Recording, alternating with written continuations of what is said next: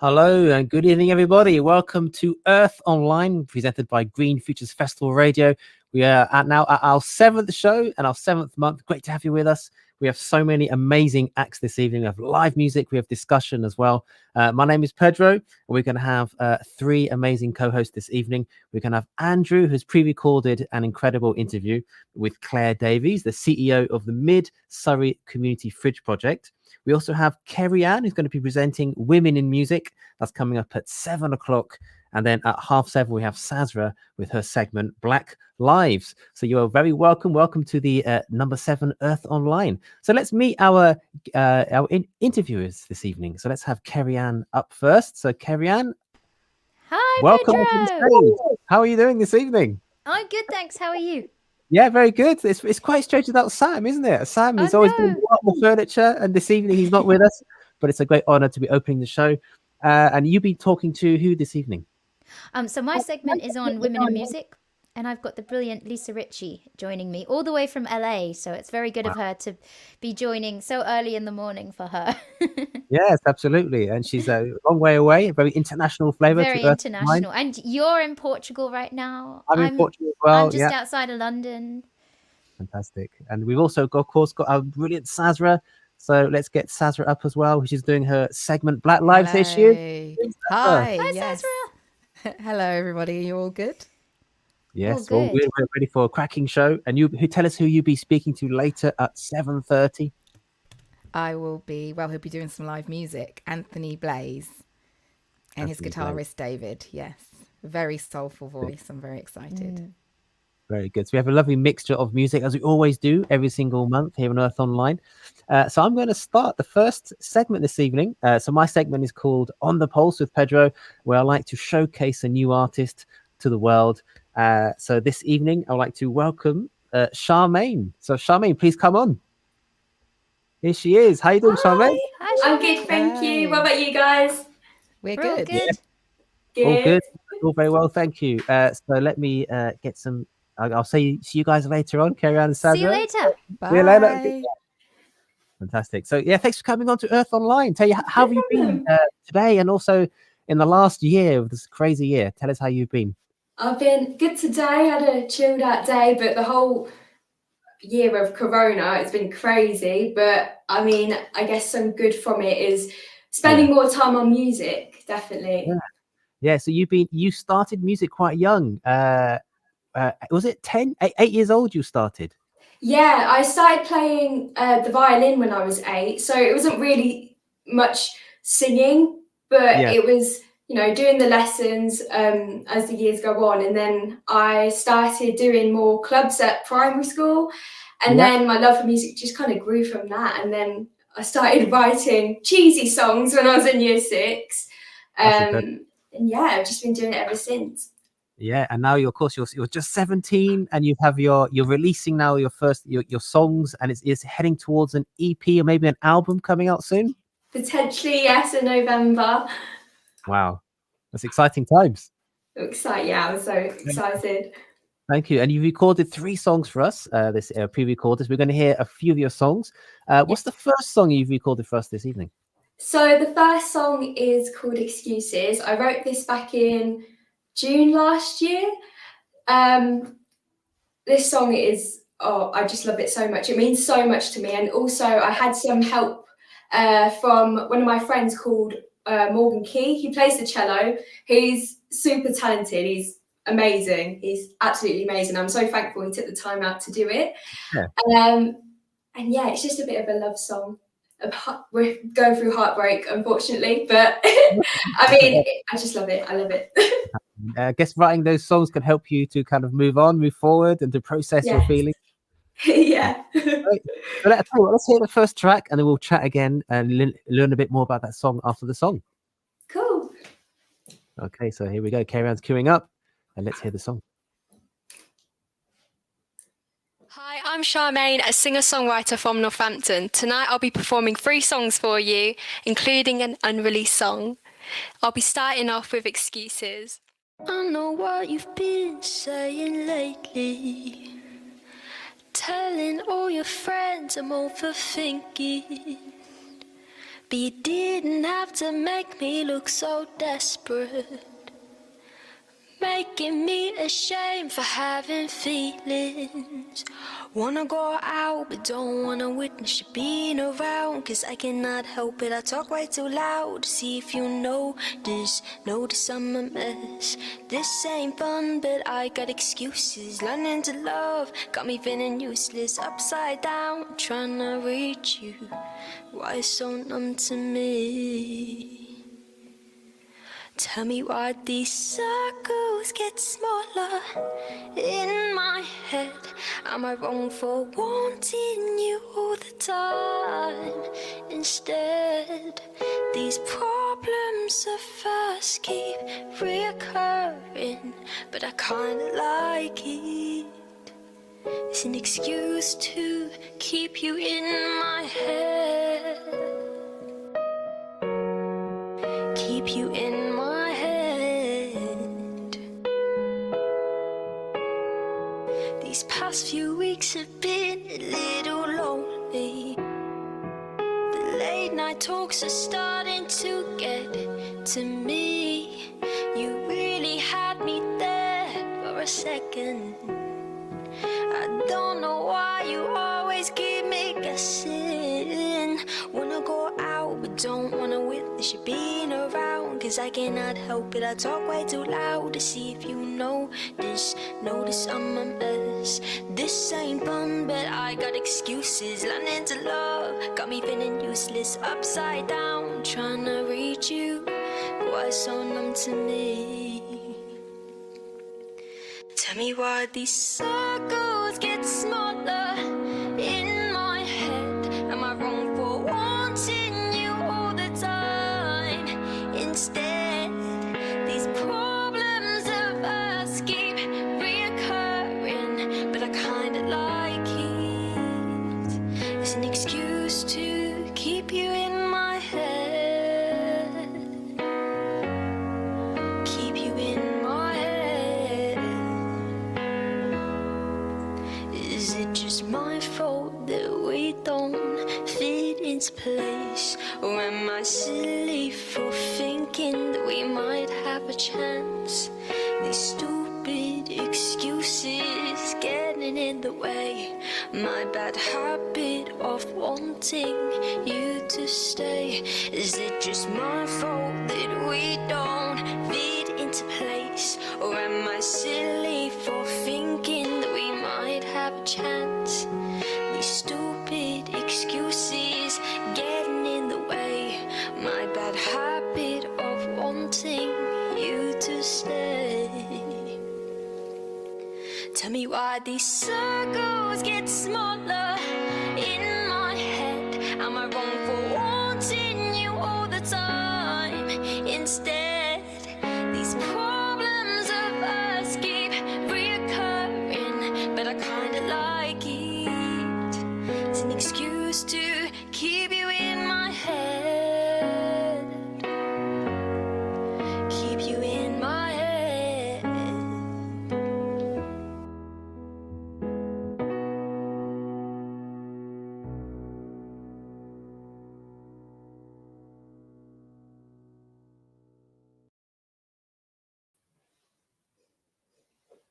Congratulations! What a great song.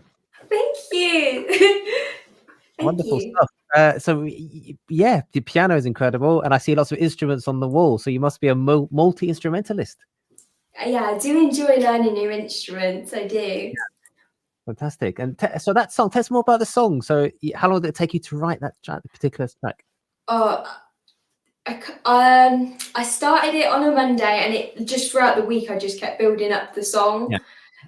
Usually when I write songs anyway, I always keep them on my notes, like any small little ideas, because when I first wrote Excuses, it sounded completely different. I have like a really old video of it, and obviously when I look back at it, I'm thinking, oh my god, it's crazy how you can see one idea evolve into another.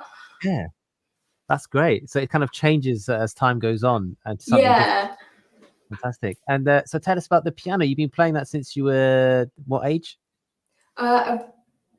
12, yeah. One of your main instruments. And would you say that you write your songs first on the piano, or do you start on any instrument and then it kind of depends on the song? I definitely always start on the piano, no matter what sort of vibe I want to go for. Always start on the piano. I just find it's the easiest way for me to start coming up with ideas. Yeah, and then the lyrics, do they tend to come after the music, or do they sometimes start from a lyric first and then build upon that? I usually have an idea in my head where what I want the song, how I want the story of the song to evolve. It kind of just starts off in like little chunks, and then it just builds up. Yeah, fantastic. That's good. So it sounds like you're finding your feet gradually, and you've got a lot still in the future, hopefully. So tell us about your second song you recorded. What's that one called? Oh, so this second song was my first release. I'll say in the video. It's called Oh My.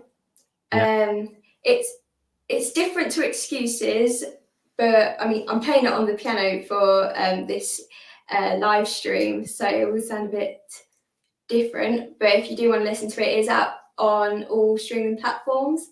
Yeah, fantastic. And the original is what kind of flavor does the original one have? Very, very, very upbeat and poppy, pop princess sort of stuff. Exclusive kind of stripped down version here for Earth Online. Fantastic. We look forward to hearing. So let's hear the next song by Sharmaine.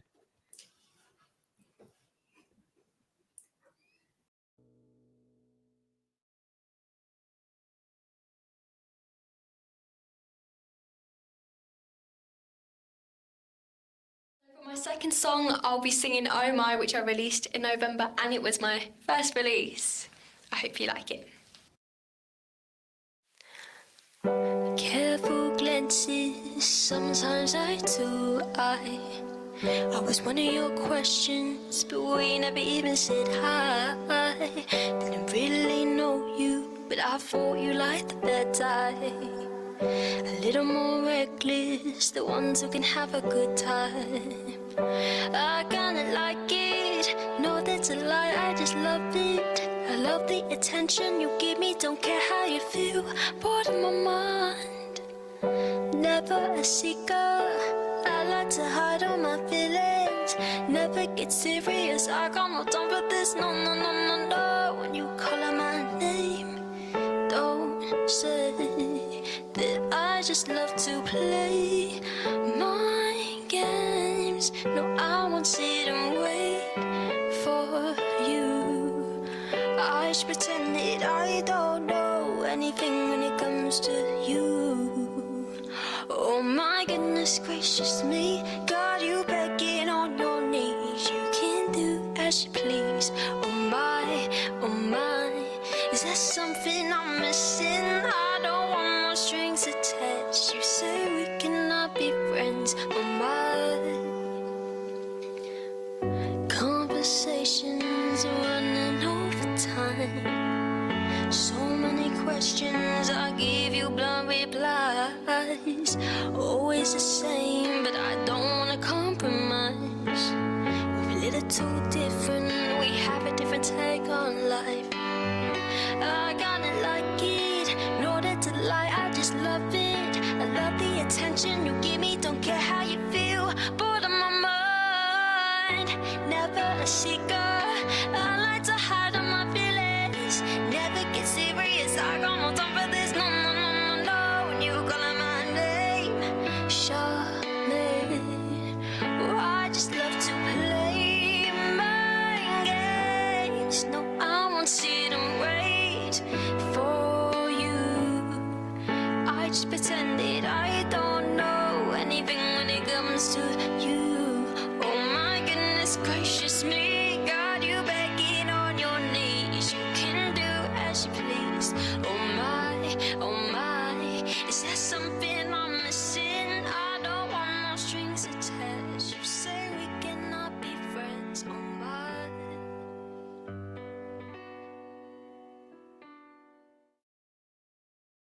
There we go. There's Charmaine's second track. Let's welcome back Charmaine. Brilliant song. That's absolutely incredible. Well done. Congratulations to you. Thank you.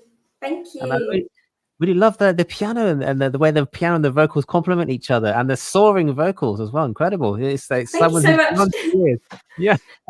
That sounds like someone who's been singing for much longer than you have. Like, when did you start your singing? You were spoken about violin and piano, and what about the singing? Was that when you were 4? No, a bit later on after Yeah. violin, when I was around 11. That's when I started taking it more seriously. Yeah. I did in primary school the odd solo, for school productions, but Yeah. it was nothing I ever really thought about. Yeah. So when did you kind of realize that, hang on, I've got this voice and I think I need to use a bit more? Oh, thank you for saying that. I guess I mean, definitely when I started going to secondary school, so when I was 12, Yeah. I guess it's because you're surrounded by loads of posters in secondary about telling you what do you want to do for a career. All the teachers are reminding you about once you leave school, you have to kind of know what you want to do, which is not always the case. Like, you never know what you're going to do in the future. But I think that's definitely when I started thinking about music more and how much I do enjoy it and love it. Yeah. Fantastic. And do you write your songs completely on your own, or do you have other inspirations, people who help you along the way? I like to write all my songs by myself, only because I find it really hard to write with other people, or even if, say, I wanted to have a writing session with someone, I like to have loads of ideas before I go into it. I just feel more prepared. But all my like Excuses, Oh My, and the one that will be coming on later, I've written all by myself. Incredible. Wow. So tell us a bit about Oh My. Can you tell us about the subject and the themes of that song? Same sort of quite personal love theme. With Oh My, I can give you a little story. Story. So go ahead. Earth Online love story. So last year so obviously Corona was happening and everyone was absolutely upset about because I was in year 11, so it was my last full year at secondary, and there was this guy at my school who I've never spoken to before. I didn't think he actually knew who I was, what my name was. And he decided on the last day where we're going to go into a full lockdown, we can't go out, see anyone, comes up to me and he's like, "Oh, can I have your Snapchat?" Oh my God. I was like, whoa. And that's literally just where I got the idea from. Nothing else. It's literally just the thought of, hold up a minute, I've never spoken to you before. Like, where's this come from? And that's where the song kind of evolved. One moment. Something silly, but good. It's great stuff there. And you've been writing a song every single month. Is that right? Yes, I have been releasing. Yeah. Wow. So you've been releasing them, and how have they been received? I think pretty good. I think quite a few people do like them, especially Excuses on TikTok. So many people have liked it, and I generally am so happy people can relate to it and enjoy the song. Yeah, fantastic. All right, well, Sharmaine, we've got one more song to hear. We're looking forward to hear the third one. What's the third one going to be called, and what's it about? So this song is called Lose Me. It's a bit of a sad one. Kind of like an Excuses part 2. Okay, fantastic. Well, let's let the music do the talking. So let's bring up your third track, and we'll speak again after. Cool. Let's take it away.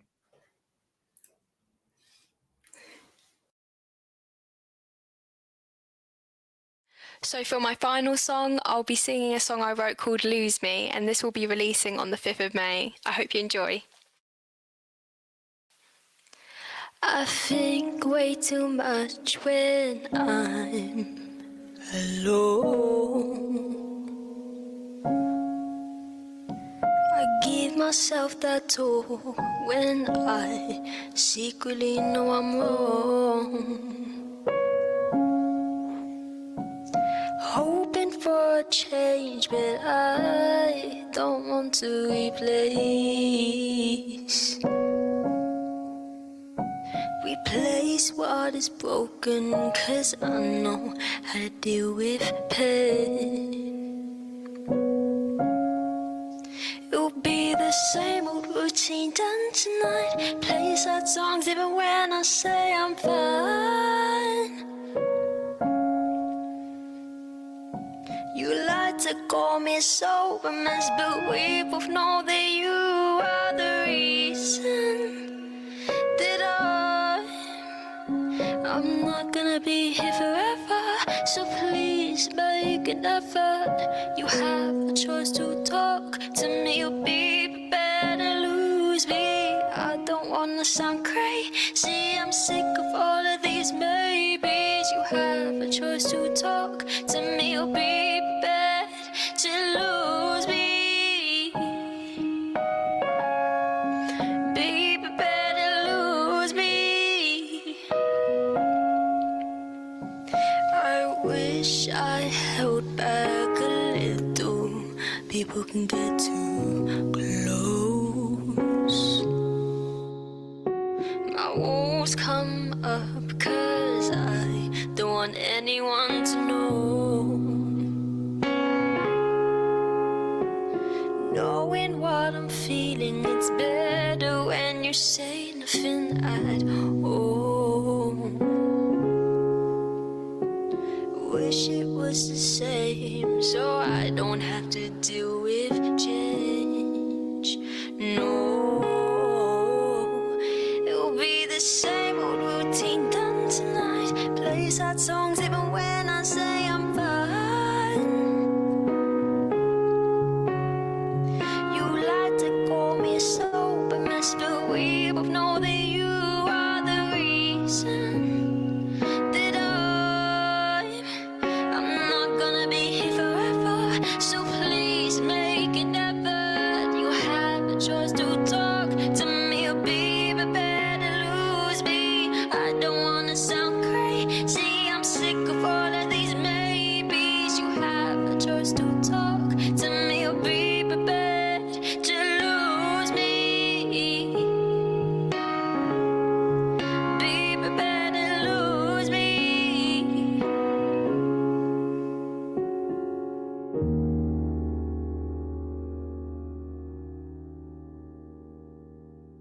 How to let the piano ring out at the end. That's incredible. Well, that's Sharmaine. Thank That is you. very that's very dramatic, very kind of introspective. And you said like there's some strong lyrics that struck out, like people who get too close. Can you tell us a bit more? It sounds like a very personal song. With this song, it's kind of just like the frustration of someone just not being not communicating well with you, and you're just frustrated with them, and you're like, look, I'm here, talk to me, or I'm gone. But I like to generalize my songs, so whether it is a personal experience or not, I always like to generalize it so a lot of people can relate to it. And also sometimes I take things out of my friends' stories that they tell me as well. Okay, fantastic. And how old is that song that we just heard? Is it a very new one? Same sort of time with Excuses, around August. Yeah. I wrote that. Yeah. So all these songs are still like less than a year old. That's amazing. Yeah, it's crazy. I find it so weird, like releasing them now. Like I remember recording them back in August, and I was thinking, when I'm releasing them every month, I'm like, oh my god, I can't believe people are gonna actually be able to listen to them. Like what? Terrible stuff. So for the future, we heard in November there might be something coming out, an EP or an album. Could it be a full album? Or is it an EP for the time being? Possibly an album. Wow. Can you tell us anything more exclusively on Earth Online? First time in the world? You look like you're guarding a secret. I can give you the name, maybe. Okay. The idea. 1111. We have 1111. me and the people I work with. We have this little thing of dream angel numbers. So when you see 1111 throughout the day, you just type it into the group chat, 1111, make a wish. Oh, that's a nice story. Just a little thing. Yeah. You heard it here first on Earth Online. That's Sharmaine's debut album is going to be called 1111. We really look forward to hearing it. Thank you so much for being a part of Earth Online. And if Thank people you for want to hear having more me. about, absolute pleasure. If people want to hear more about your music, tell us where they can go when they find out more. You can follow me on Instagram at Sharmaine Webster. Twitter is the same, but without the E's in Webster. And TikTok at Music by Sharmaine. Fantastic, Sharmaine. Well, we wish you all the best for the future. And thank you once again you. for Earth Online. And I just want to tell everyone in watching, thank you for tuning in. And we have a virtual tip jar along the bottom now. All our artists, this is also for us to help us put on these future Earth Online events, helps us to cover our costs and to give you bigger and better shows. Well, Sharmaine, we wish you enjoy the rest of the evening. Do stay if you want to watch the rest of the show. I will. And we'll keep in touch. See you soon. Bye. Yeah, then take care. Bye. What an incredible first show this evening. That was Sharmaine. A really nice set there she recorded. Really looking forward to hear her debut album coming out in November. You heard it here first. It's going to be called 1111. And what a stunning voice she has. And she's a multi-instrumentist as well. Great stuff. Well, now we're going to have our next segment. And this is Andrew, who's normally with us every single month. Unfortunately, he couldn't be with us this evening, but he did pre-record one of his fantastic interviews. It's with Clare Davies. She's the CEO of Mid Surrey Community Fridges. So I'm going to see if I'm able to share the interview. So let's get that prepared for you. And in the meantime, please do leave comments for us. We love to hear from you guys. Leave them, and then we'll put them along the bottom of the screen and the virtual tip jar, which will help us to cover our costs for the future. All right, let's see if it's going to work first time. Hello and welcome to another edition of Earth Online. I'm Andrew Morris, and this week, or this month, in fact, I'm going to be talking to a wonderful guest who has set up and run a brilliant local community project called the Mid Surrey Community Fridges. Her name is Clare Davies, and we're going to talk about how this organisation was set up, what it does, and a little bit about food wastage in the local community, particularly in the Surrey area. And we shall be talking about who gets involved in this project, who helps run it, and what it does to help those who are in need. So without any further ado, I'm going to bring in Clare Davies now.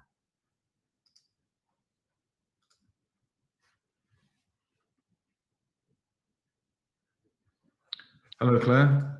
Hi. Hi, how are you today?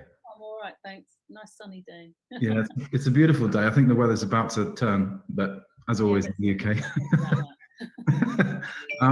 Clare, thanks very much for giving up your time to talk to us about this brilliant project that you run.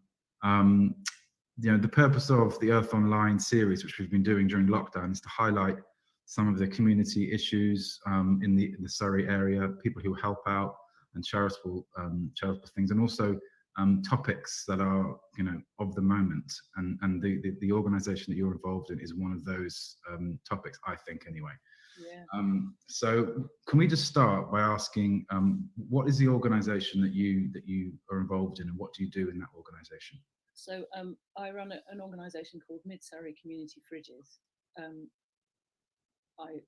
We have 4 static community fridge sites and a mobile fridge van which goes to rural areas. So a community fridge is all about surplus food. So if you've got some food that you're going on holiday, don't bin your food, take it to a community fridge, put it into the fridge or on the shelves, and let somebody else eat it.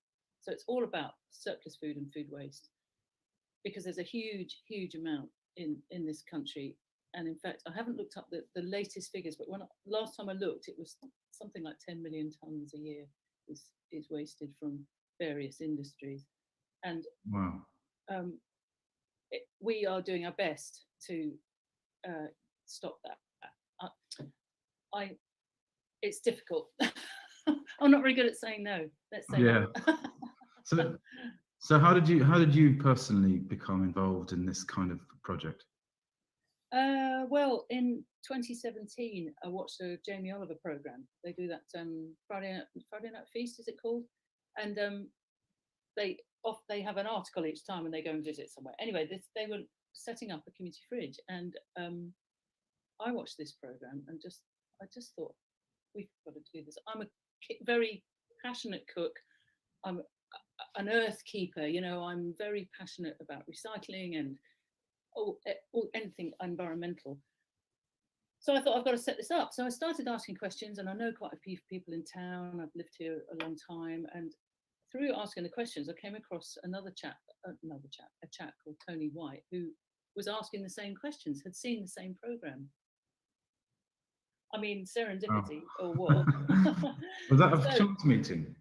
Oh yeah, well, it was because we were asking the same questions. I see. And, there's a bloke asking that question, so eventually we met. Okay. And turns out we were as passionate about it as each other. And where we met in the Christian Centre, which is in the centre of Dorking, not only does my friend run the centre, but there was an empty glass-fronted fridge standing in the corner, unused. It was like, he couldn't make it up. It was just ready to happen. So we downloaded a how-to pack from a charity called Hubbub, which helps to sort of oversee. They don't run anything, but they oversee the community fridges. And it took a while. Things happened. So that was in like February or something. And in the end, it was September 17 that we opened the first one.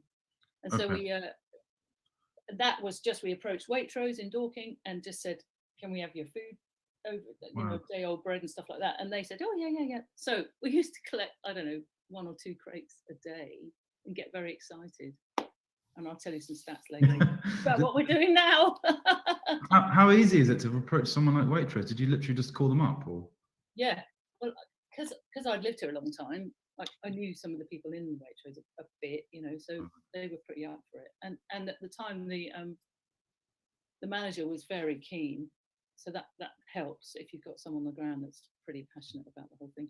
Now it's moved on, so now we're on 2021. There's lots of different things like food sharing apps that charities and charitable organisations can sign up to, and so it's a bit more complicated.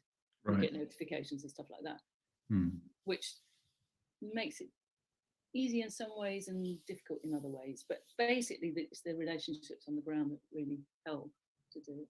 And then pretty soon afterwards, we approached the other supermarkets in Dorking, and then we heard about a thing called Fair Share, a charity called Fair Share, and they take big producers' stuff, so lots of food from Tesco, you know, overproduction or whatever, and then siphon it out.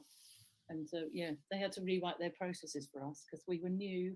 Right. Before that, they'd given to charitable organisations like community cafes and stuff like that. And were you the first kind of group in the area that did this? I think we were about number 4 in the country. Oh, so right. The first one was in Frome in Somerset. Wow. And then there was the Brixton People's Fridge, I think it's called. That was So were you surprised that there weren't more of these? I don't know. No, I think we're pioneers. And I say that, I don't mean that immodestly. I just mean we make people make it up as we go along. We ask questions and they go, oh, don't know about that.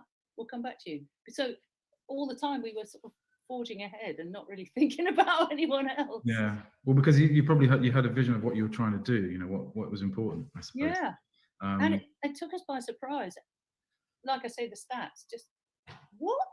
Yeah. What? You know, and of those 10 million tonnes, apparently, now again, I need to check my facts, but it was 400,000 tonnes could be redistributed in the UK. At that time, or? That's a huge, yeah. Wow. That's over the last, maybe I looked a year ago at those stats. Okay. Because this year has been quite interesting. Yeah. I've had time to look at many stats. So from 2017, there was just 2 of you running it, was there, when you started? Yeah. And then I just put it out to some of my friends, and some of my friends started collecting from supermarkets. So eventually we were collecting every day, including weekends, from Dorking. Okay. And then do you want the story? Well, I was going to ask you, how does the sort of the day-to-day logistics of this organisation happen? How do you get the things to where they need to be on a daily basis? If that's not too big a question. No. Well, it's changed since the pandemic. So that right. Okay. So tell us what it was like before, and tell us what it was like after. Right. So before, we identified areas of need. So we opened, I think we had 4 fridges, 4 static fridges. So two in quite deprived areas of Mole Valley, Okay. as well as Dorking, and then Bookham was on the periphery as well. Right. And so at teams, we've got a manager each one, and all the teams of volunteers would go out, collect all the food, bring it back, and then open once or twice a week. And the Christian Centre in Dorking is open every day. Okay. So that would be every day, and we'd have a cleaning protocol and all those. I mean, we have to follow stringent, environmental health guidelines and all that. So that's all ticked, and they are also trained in all sorts of. So they're volunteers that do that. Yeah, so it's all volunteers. Okay. Yeah, and then they bring the food back. Yeah. So they pick it up from the supermarket and then they put it in the fridge, basically. Yeah, basically, or Right. on shelves, and then it's accessed by the public, and there's no referral. So what we love is that there's no referral. When Tony and I first started, we were there at time of a food bank, and we support the food banks. We work together with food banks because we get a lot of fresh stuff, and it was heartbreaking. The thought that we would have to go and ask for food was heartbreaking to both of us. And we absolutely didn't want there to be any stigma involved with taking the food that we have. So we don't do referrals or anything. It's, and anyone can go and get it. Anyone, people with loads of money, people with no money. The whole point for us was food waste and stopping food from being wasted. So that's been our sort of USP. But then the pandemic happened. And also through it, I mean, we didn't have anything to do with social services or schools, so we didn't know that there was a need for food.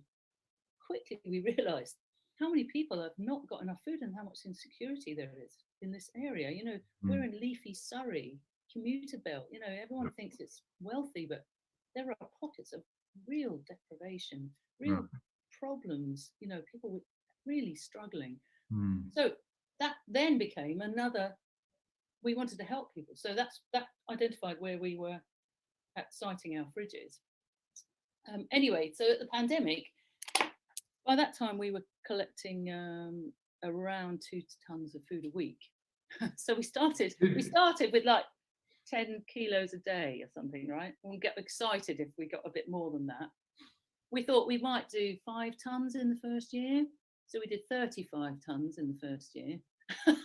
And then by last year, we were doing 2 tons a week. So can you just, so that we can visualize it, what does 2 tons a week look like? What does that look like? So 300 kilos is about 20 crates of food. So what's that? 20, 40, 60, 70 crates of food, like those supermarket crates. Those supermarket big crates of food. About 70 of those a day. In different a day. Levels. Oh, sorry, a week. Sorry. Still a lot. Sorry. So that's we're coming to that, right? We're coming right. To that. So then we're getting big deliveries from Fair Share. So you pay for the delivery, but the food is free if you like. So you pay a membership and you have to pay their delivery fee, but the food is free. So we were getting that, and I hadn't cancelled the deliveries for that next week after Boris Johnson said we're locking down. Oh God, what are we going to do with all this, kilos, hundreds of kilos of food that's going to come?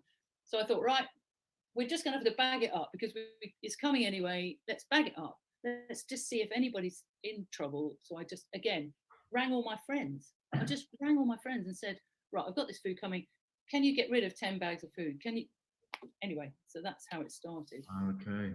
So at the same time, Fair Share was suddenly totally inundated with food from the restaurant and catering business. Of course. Absolutely. They had to double their capacity. It was extraordinary.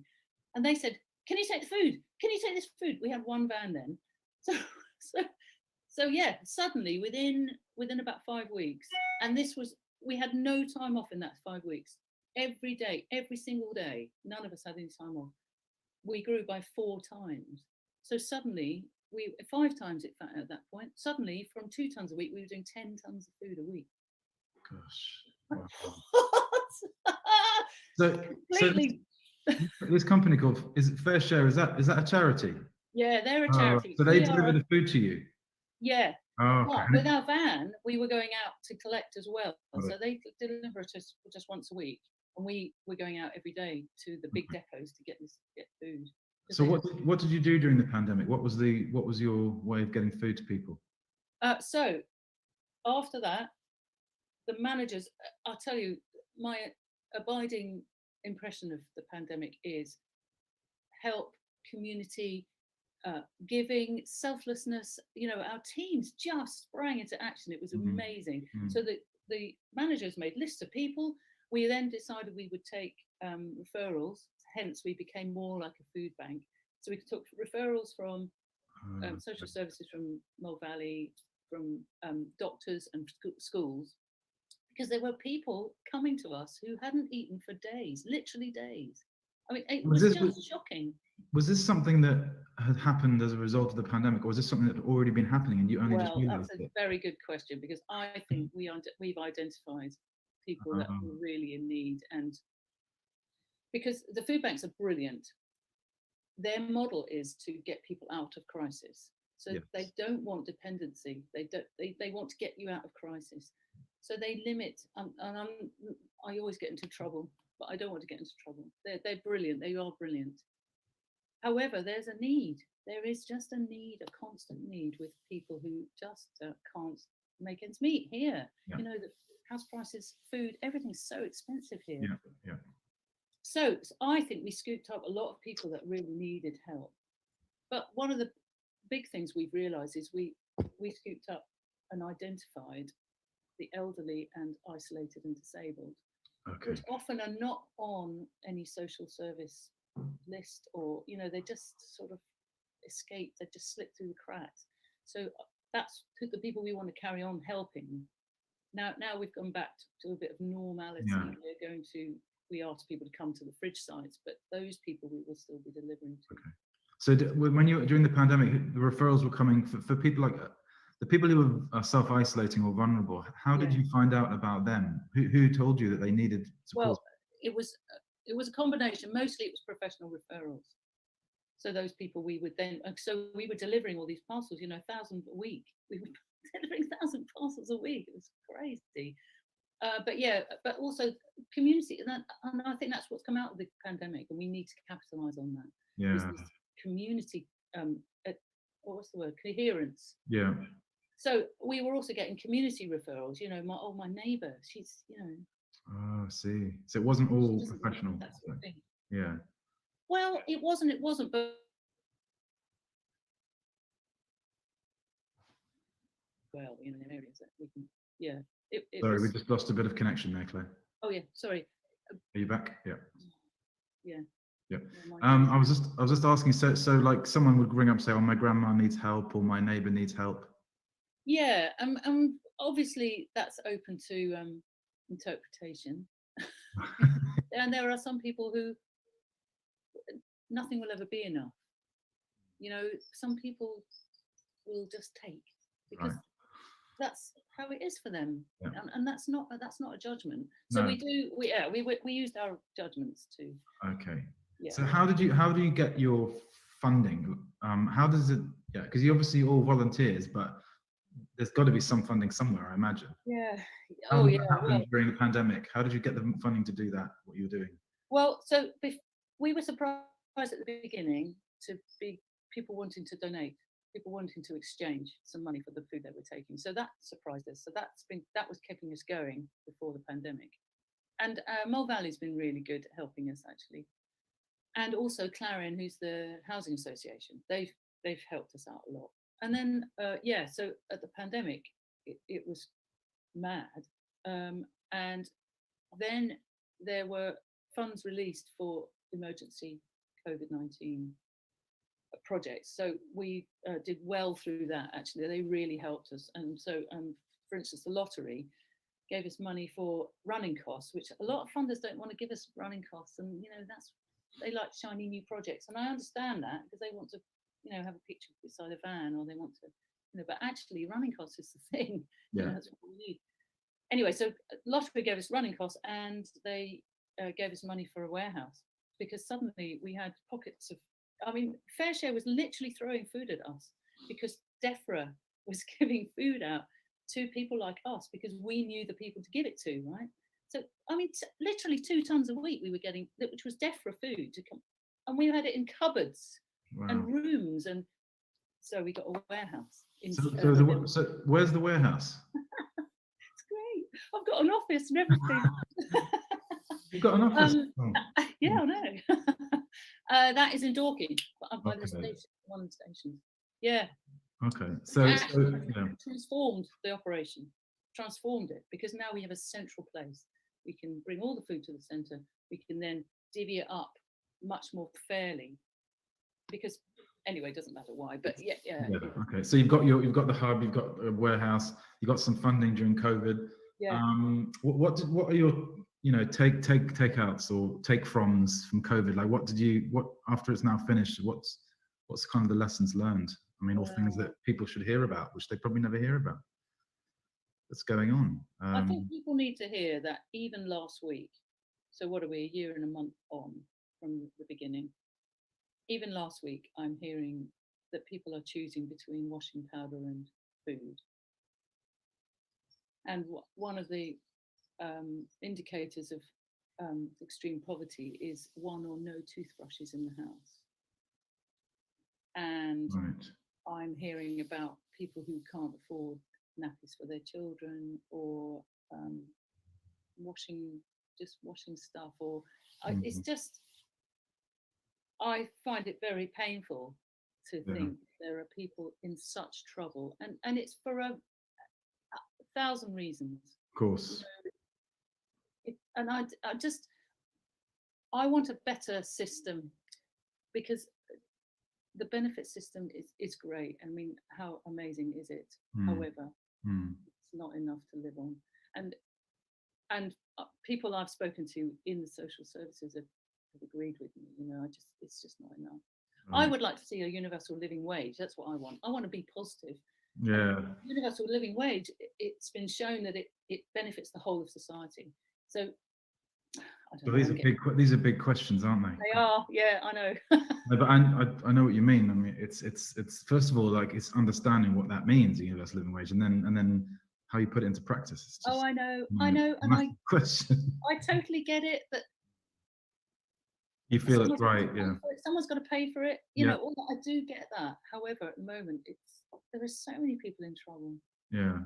You know, we're still delivering parcels, even though we don't want to be anymore. And I'll tell you, we have queues at our fridge sites of between 60 and 100 people every day. Every day. At every site. So the food always goes, does it? Oh, all of it. Oh, wow. Okay. Even before the pandemic, it was within an hour, all the food was gone. Okay. Yeah. So another question which I wanted to ask you, which is, well, there's 2 questions really. First of all is, who, I think you've answered it, but who are the people that are really benefiting from this? And I just think there's like some myth busting that needs to go on, because maybe it's not who we think it is, or maybe it is, I don't know, but who are the people that benefit from this organisation? Well, there's I think there's a mixture of environmentally aware people. I think people want to save the planet, so that's great. I mean, we have stats on the CO2 that we save as well, you know. And anyway, but no, I want to hear the stat. Oh, okay. I prepared you for it now. Shoot.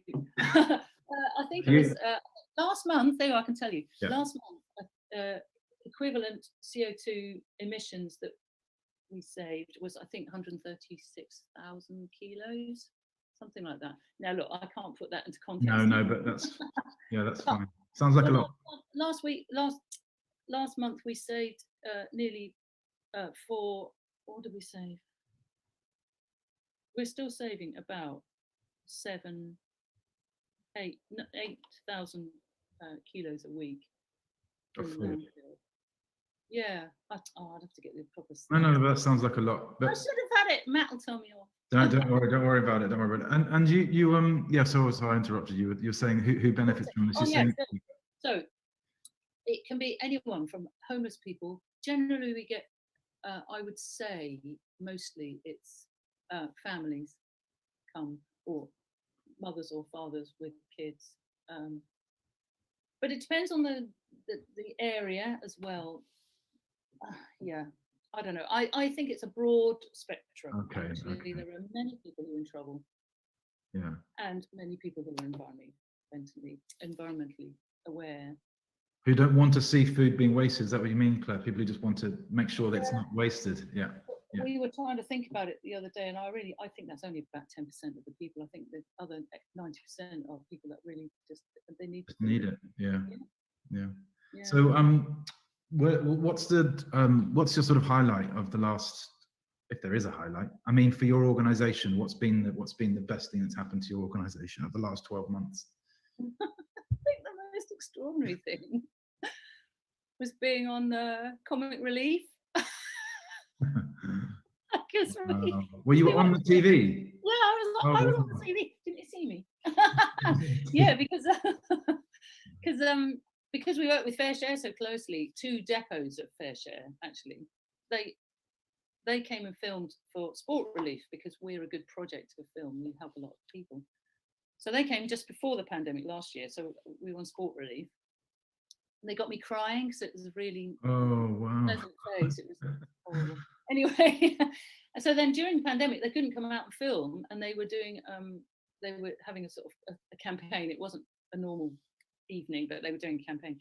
So they just rang me up and said, "Will you do me a video?" I went, "Yeah, all right." So I just did a selfie in the warehouse, and so that went out, I think. Oh, so that went out on Comic Relief. Yeah. All right, that would have been really cool, because you're like at the scene, you know, you're doing. Yeah. I know, it was just mad. But yeah, but also we've had the highlight. We've had the Lord Lieutenant's visited a couple of times, which is great because he's lovely.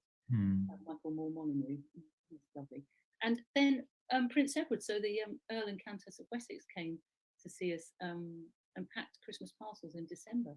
Oh, nice. Which was amazing. We had to be really hush-hush because they, because it was during COVID, during lockdown, you know. Oh, okay. Yeah, that was amazing. And they were brilliant because they absolutely know what's going on. They visited a lot of food banks and a lot of, you know, their finger on the pulse, and I love that. I love that you know, the Queen knows what's going on in her country. I think that's really good. And what's were you nominated for an award? I think the organisation nominated for an award, I think I saw. We've been nominated for the Queen's Award for Voluntary Service, which is like an MBE for charitable organisations. Wow. I know, amazing. So we'll hear about that on June the 2nd.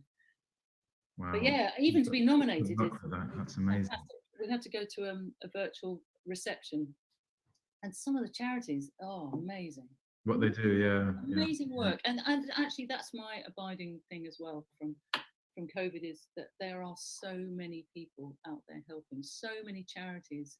It's so inspiring. So inspiring. Okay. And we went from 80 volunteers to 125 now. You know, so how does that managed? How do you manage 125 volunteers? I mean, is it rota based, or how does it?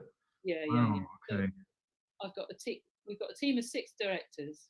Okay. And then we've got 6 managers as well. So I see. That's quite a big one. organisation. CEO now, Andrew. I know, that's why I'm talking to you. It's most bizarre. It's been a big learning curve for all of us, I tell you. Yeah. And so just finally, just to wrap it up really, it's just, you know, what's the future? What does the future hold? How do you see it? What are the kind of challenges or the things that you think are going to happen? Well, year maybe, or the next 6 months? Yeah, it's interesting. We've just written a business plan as far as we can. You know, it's all in flux because we don't know how the food supply is going to be. I don't imagine that it will be much less than it is now, because the processes of food production are so convoluted, and the supermarkets generally work on a 1 to 2% wastage, but that is a huge amount of food. So I think the food will still come. Funding is a different matter. We need money, and we're at the moment doing a campaign to encourage people to donate a bit more for their bags to help us, because otherwise we won't be able to carry on. But I'm not despondent at all, and I think it will be fine, because you know, somebody stumped up, the Wisley Golf Club stumped up all the money for a new van recently. It's the Yeah. So It's one of those projects, that you're involved in. It really does, I think, touch the emotive part of people, that they think it's, first of all, people will be surprised that something like that is so necessary. But you have a website. We do. www.midsurreycommunityfridges.co.uk. And people can donate on that website, can't They they? can donate via the website. Thank you for mentioning it. Yeah. Sure. Yeah. It's Every little bit helps, I suppose. Yeah, and if anybody wants to volunteer, you can volunteer through that as well. So, please come and see us. Brilliant. Well, Claire, I'm going to just wrap this up. But thank you. Just want to say thank you very much for giving up your time and talking to us about this very important project. And hopefully it'll all go well in the future, and you'll get everything that you need, money-wise, people-wise. And I wish you all the very best. All right. Thanks very much, Andrew. Thank you.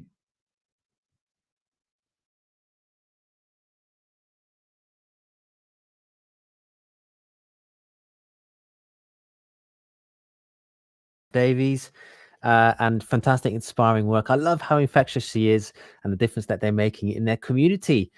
So you are watching Green Futures Festivals, and this is Earth Online number 7. We are now almost an hour into the show, and now we're going to have our next segment of the show. We're going to have the incredible, the wonderful Cerian. So Cerian, please come on. Hi, Pedro. Hey. This is now your incredible segment, Women in Music. So what a great interview, first of all. That was incredible what you're doing. So fascinating and amazing what they're doing there. Yeah, and who would have known there would be so many people who need those that food in such an area like Mid Surrey. I know. Incredible.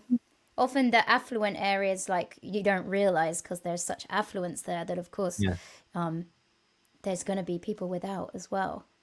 Yeah, and that's so good. They've identified that need there and addressing it so well. Cerian, you're going to be doing now Women in Music. So tell us a bit about this slot and why you started this slot.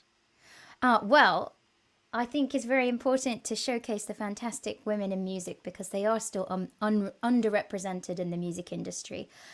Still only 18% of songwriters and composers registered with our songwriters agency in the UK are female. It's still a very low proportion of pop songs and songs in the charts are written by women.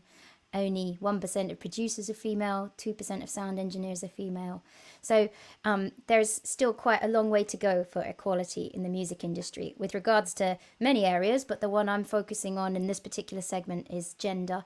So it's all about showcasing great women in music that I have come across and want the world to know about. Yes, you've handpicked tonight's act. So tell us who it's going to be, and then I'll hand over to your incredible section.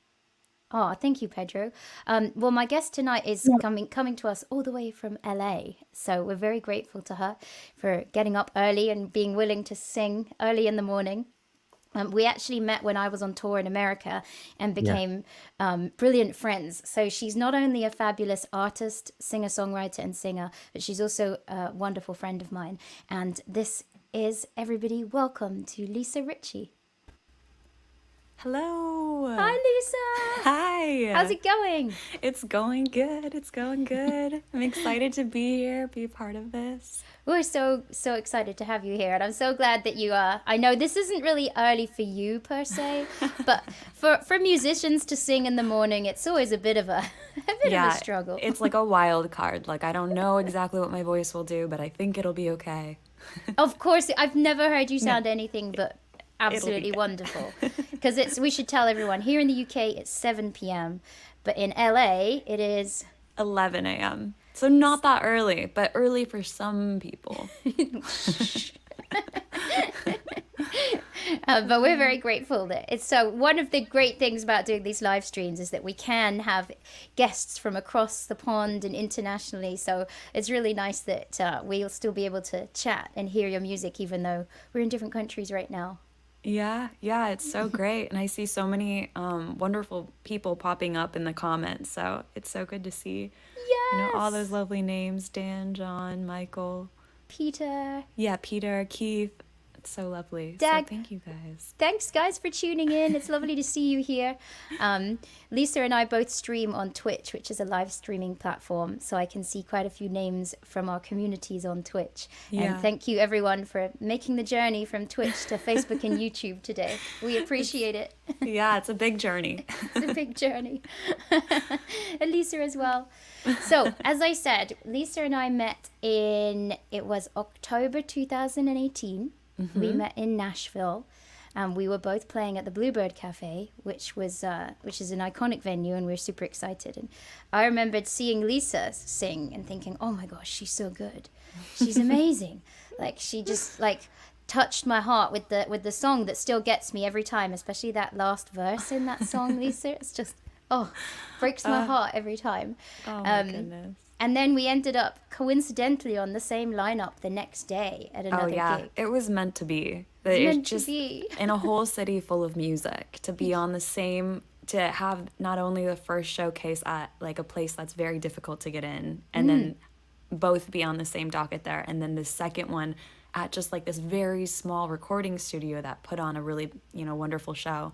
Just that's crazy. It was so crazy because there were only like 3 or 4 artists on that lineup at the Grey Matters studio. So the fact that we were on that lineup that second night, and then that's when we got to know each other, and then we went for lunch in Nashville and we stayed in touch, and then you visited London. Yep.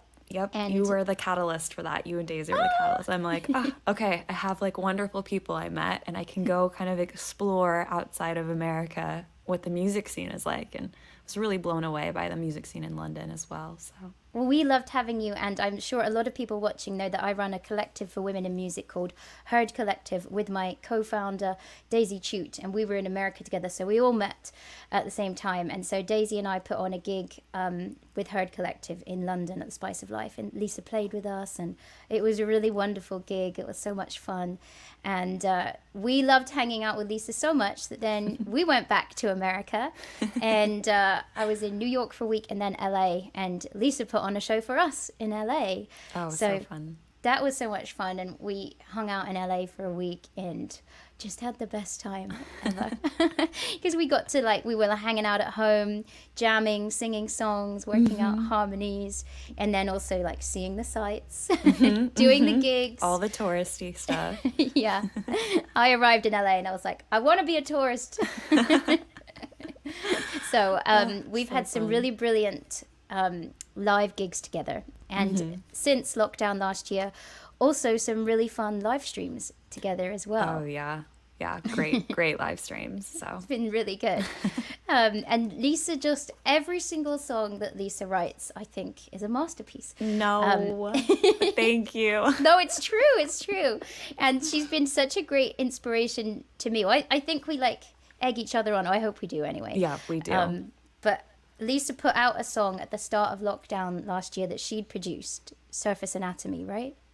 Yeah. And I was just like, Lisa, you're such a talented producer. This is amazing. This is so good. And you've since put out a few demos that you produced. And every single time I'm blown away. I just think they're just incredible. Thank you so much. And it's so it's so important to have that network, because I think when as an artist, it's so often you put something out and you're like, this is probably stupid, and then to have somebody that I look up to your talent be like, no, they validate it, this is great. It's okay, then maybe I'll keep doing it.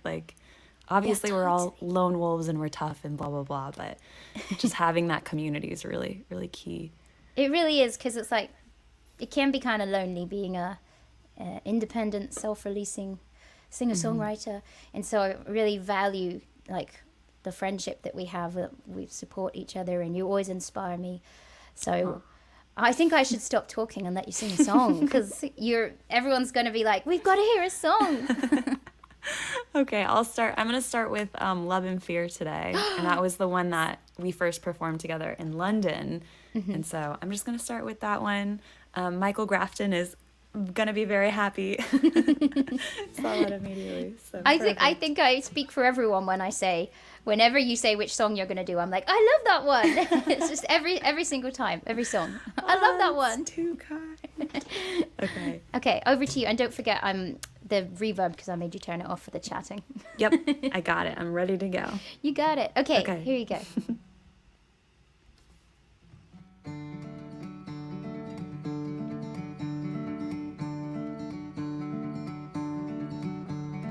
Out with my friends, they're making me pay this time.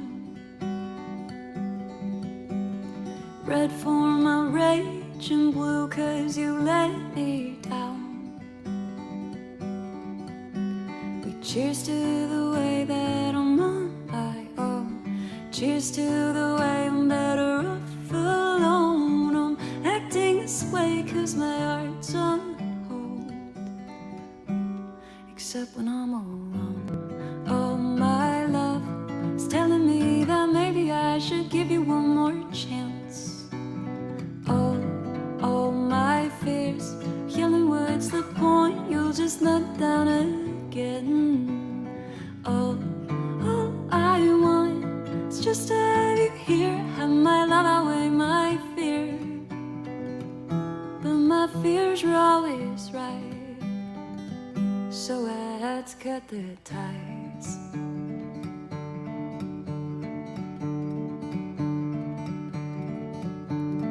You brought me in, you showed me around this town.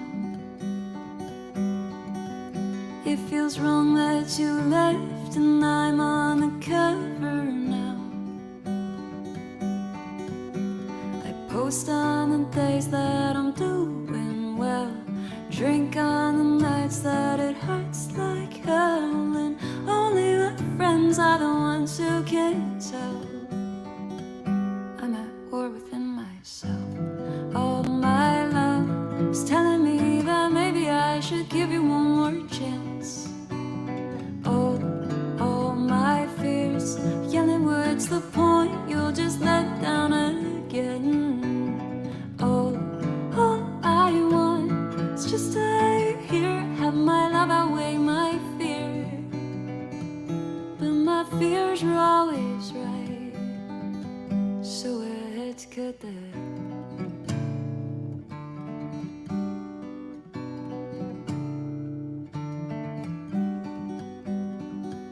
I post on the days that I'm doing well, drink on the nights that it hurts like hell, and only my friends are the ones who can tell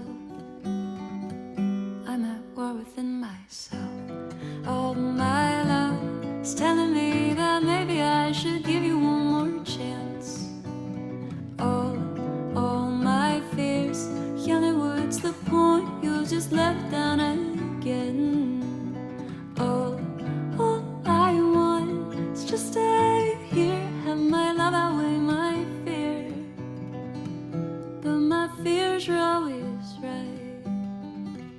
Jesus Christ, you know I tried. Yeah, my fears were always right, so I had to cut the.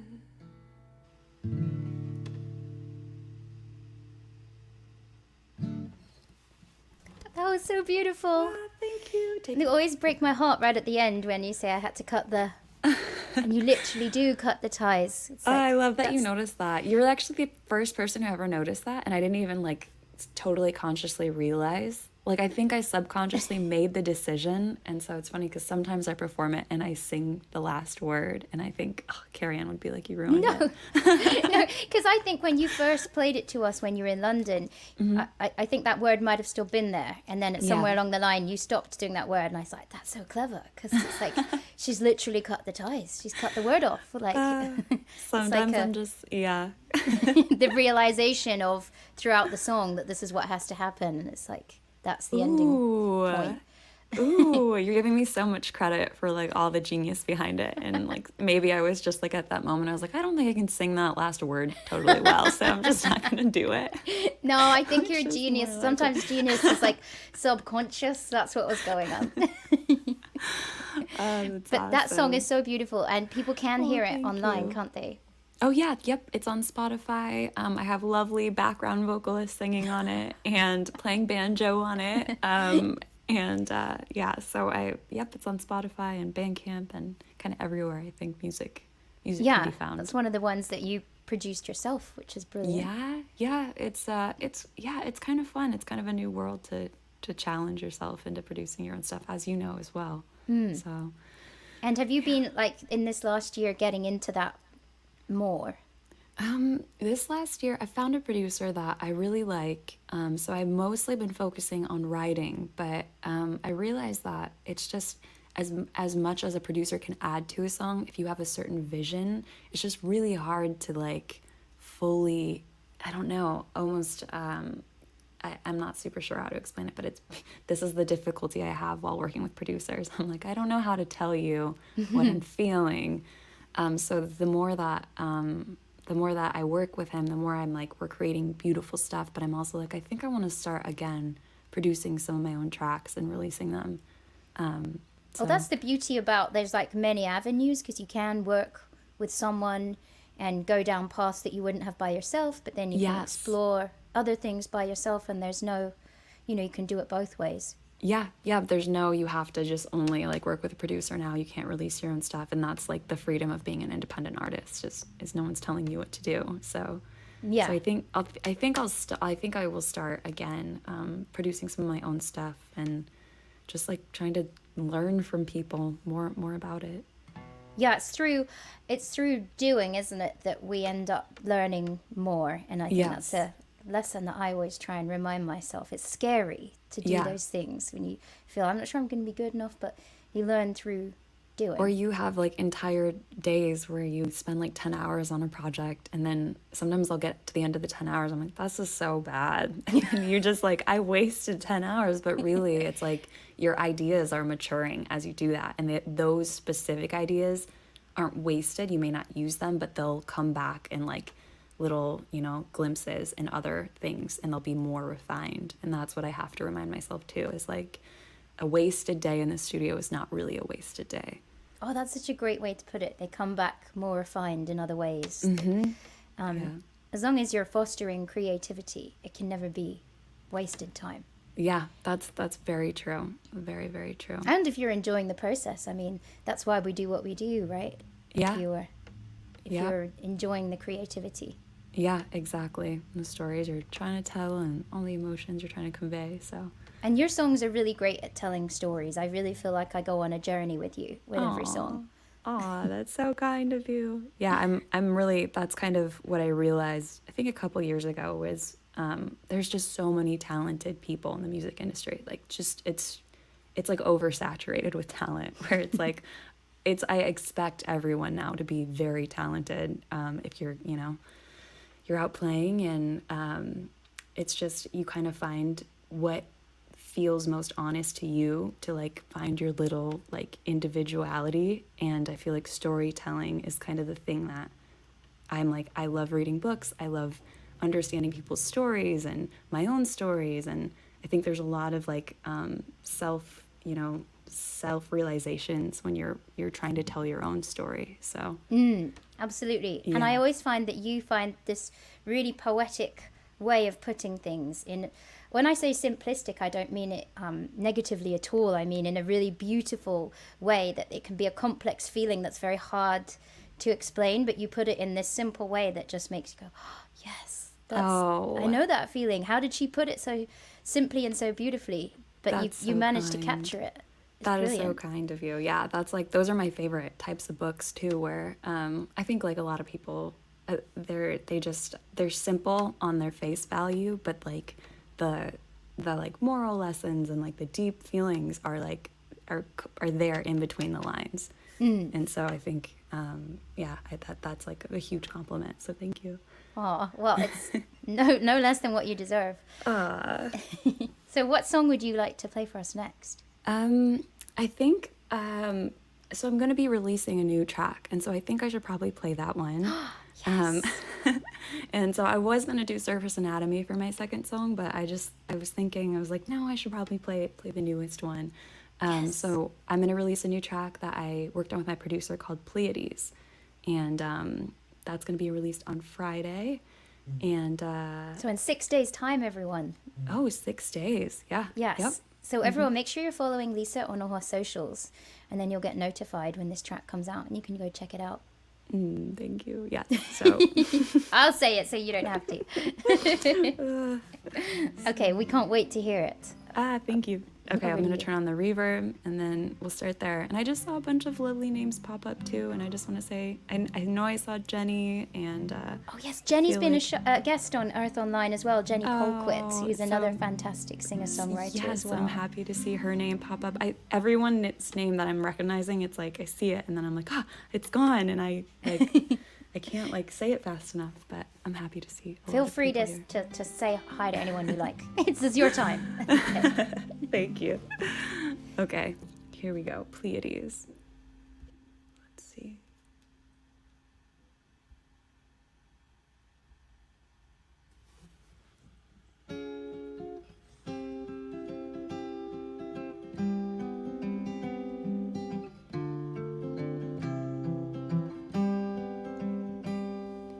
From my childhood bed, they hung overhead, constellations from a pack, stuck to the sky, the adhesive had dried.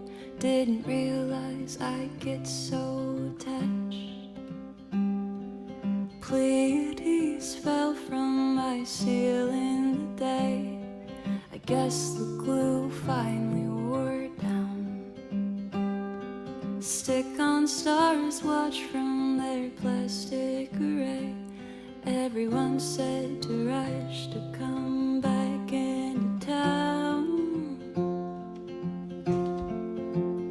And I'm driving through states as I'm talking my way back home.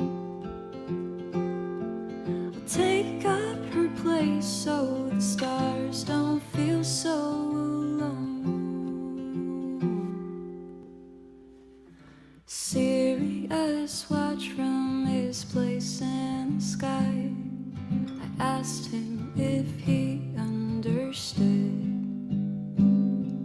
the science behind all the trials they tried. He told me the odds were still good, but if I could come home then I should. Now I'm driving through states as I'm talking my way back home. I'll take up her place so the stars don't feel so alone. I'm back in my college town, counting the hours. I overreact to how the hospital coffee sucks. I take the afternoons, I've never seen him cry. Sirius is holding up Pleiades in the sky. And if the star finally falls, there's no way to prepare. She still smiles the same as she's losing her hair. And it's Sirius who is now vaguely aware that there's nothing to see without Pleiades there.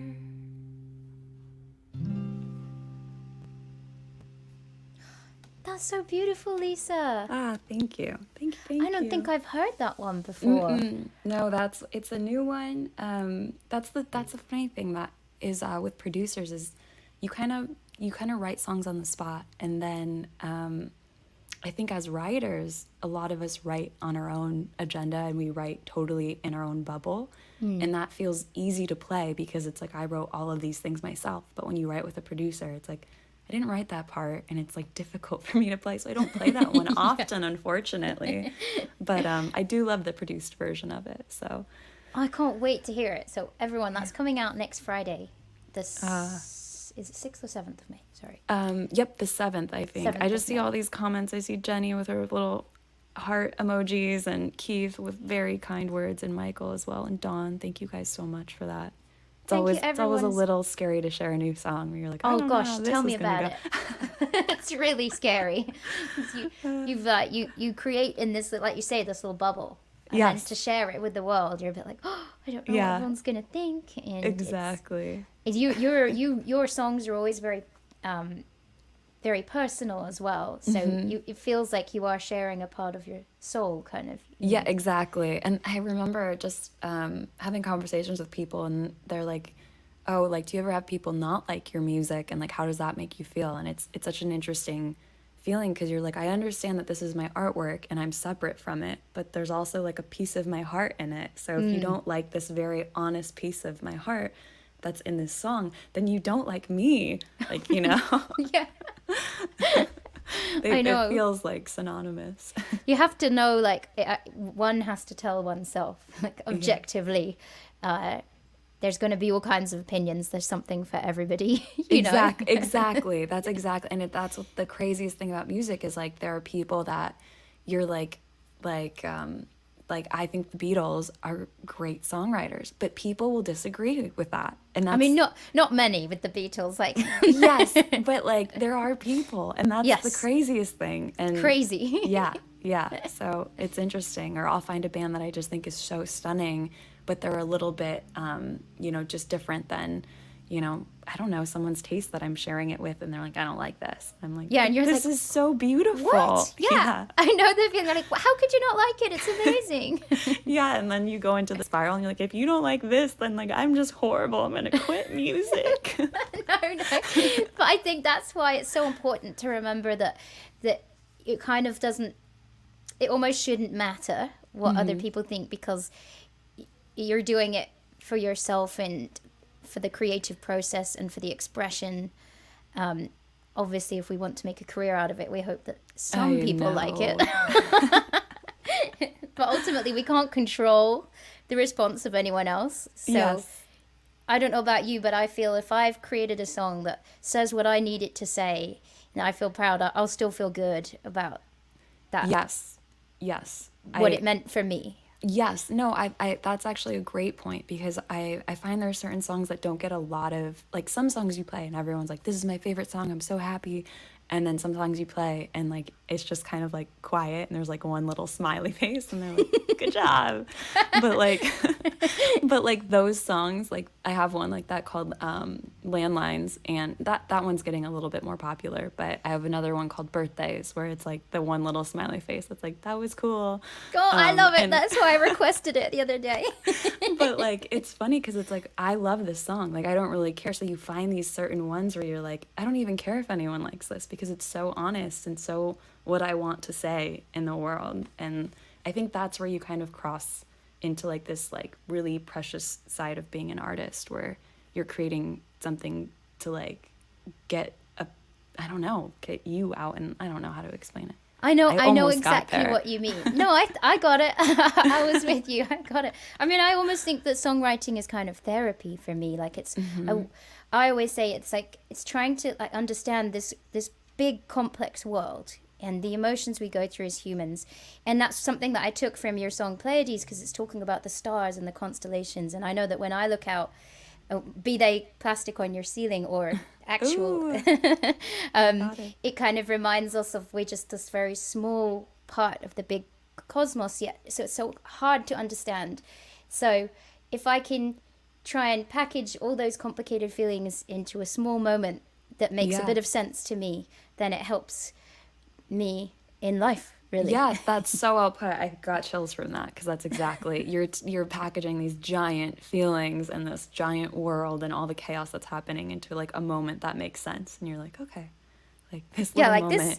this and especially if there's a song that's come from a place of pain, you can say, oh yeah, okay, well, at least I managed to make something make sense from something that didn't feel like it made any sense. Yes, this little moment of artwork, I can try and tie it together in a way that, like... Yeah, that's so well put. Can try to understand it a bit better than when I just am lost at sea amongst the emotions. I can't... Yeah, because deal when you're with it. in so much pain, you're like, this, what's the purpose of this? Where's the, like, you know, where's the pattern in all this randomness? And that's such a good point, when you can make sense of that chaos. Yeah, and I think that's probably why we as humans are always drawn to music and love the artwork of other people, because when we find something that expresses that chaos beautifully for us, we empathize and we go, Yeah. yes, Yeah. I connect to that expression of the Yep. human existence. Mm-hmm. I Yes. think anyway. Yeah, no, that's so accurate. Yes. That's so good. But your music does that for me, so thank you. Oh my gosh, your music does that for me. Oh, thanks. It's just stunning. So we better hear your final song, because I know we could talk all day. But Yes, we really could. we have another wonderful guest waiting to join us as well. So, what are you going to sing for your third and final song? I'm gonna sing "Wanting More" because it's a little bit upbeat and it's kind of a fun song to end on. See, and I'm like, I love this one. Ooh. And everyone, good, Lisa good. brought this out, her own produced version demo for Bandcamp Friday last month, right? So my demos that I'm like, this could still be better, I release only on Bandcamp, and then I hope to one day like refine it, and then release it on all platforms that are like easy to access. So. But for now, if anyone wants to hear it again, you can go and download it from Lisa's Bandcamp. And I'll find the link whilst you're playing and put it in the comments. Ooh, and thank you. personally, I think it's perfect already. But I know it's you, the artist, that has to be happy with it. But everyone can decide for themselves hearing it live now. Thank you. And thank you guys. We've been reading your comments as we're chatting, and just kind of we're on a tight time budget today, but I just thank you guys so much for all your lovely input on our discussion and giving us a space to just chat about, you know, the core of being an artist and a writer. Okay, I'm gonna sing "Wanting More."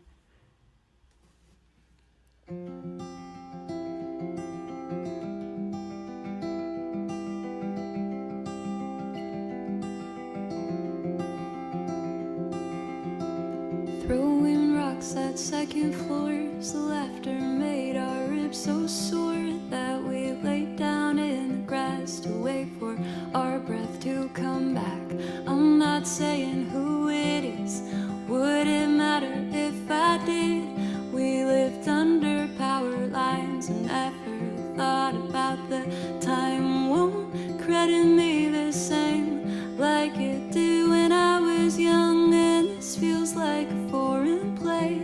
Translate what's been going wrong, and I feel lost just to feel found. We were broke, so we were bound to run recklessly through town. I liked you then, I love you now. Ooh, ooh, ooh. Take it, change it, make it like before.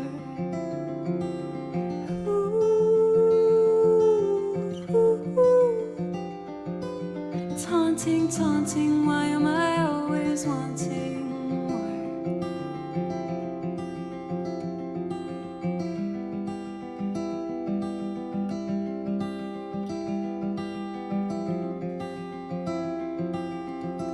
A decade passed, a lifetime down. I flew back to our own town, where every address slipped my mind except the house with power lines.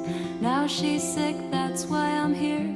The doctors talk, but it's unclear, and every tube inside her chest is making me now second guess time. Won't credit me the same like it did when I was young, and this feels like a foreign play.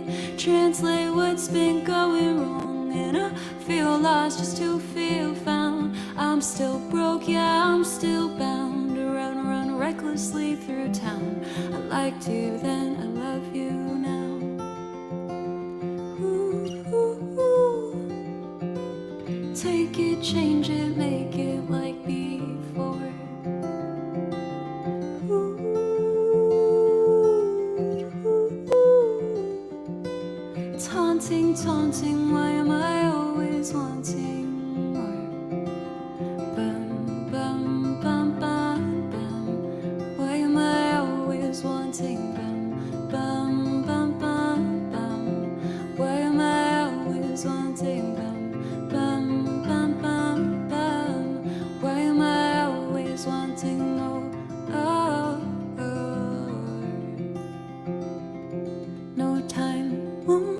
getting me the same like it did when I was young. And this feels like a foreign play.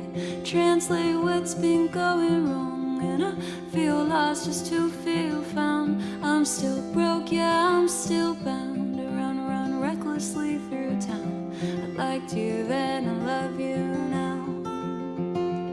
Ooh, ooh, ooh. Let's take it, like before.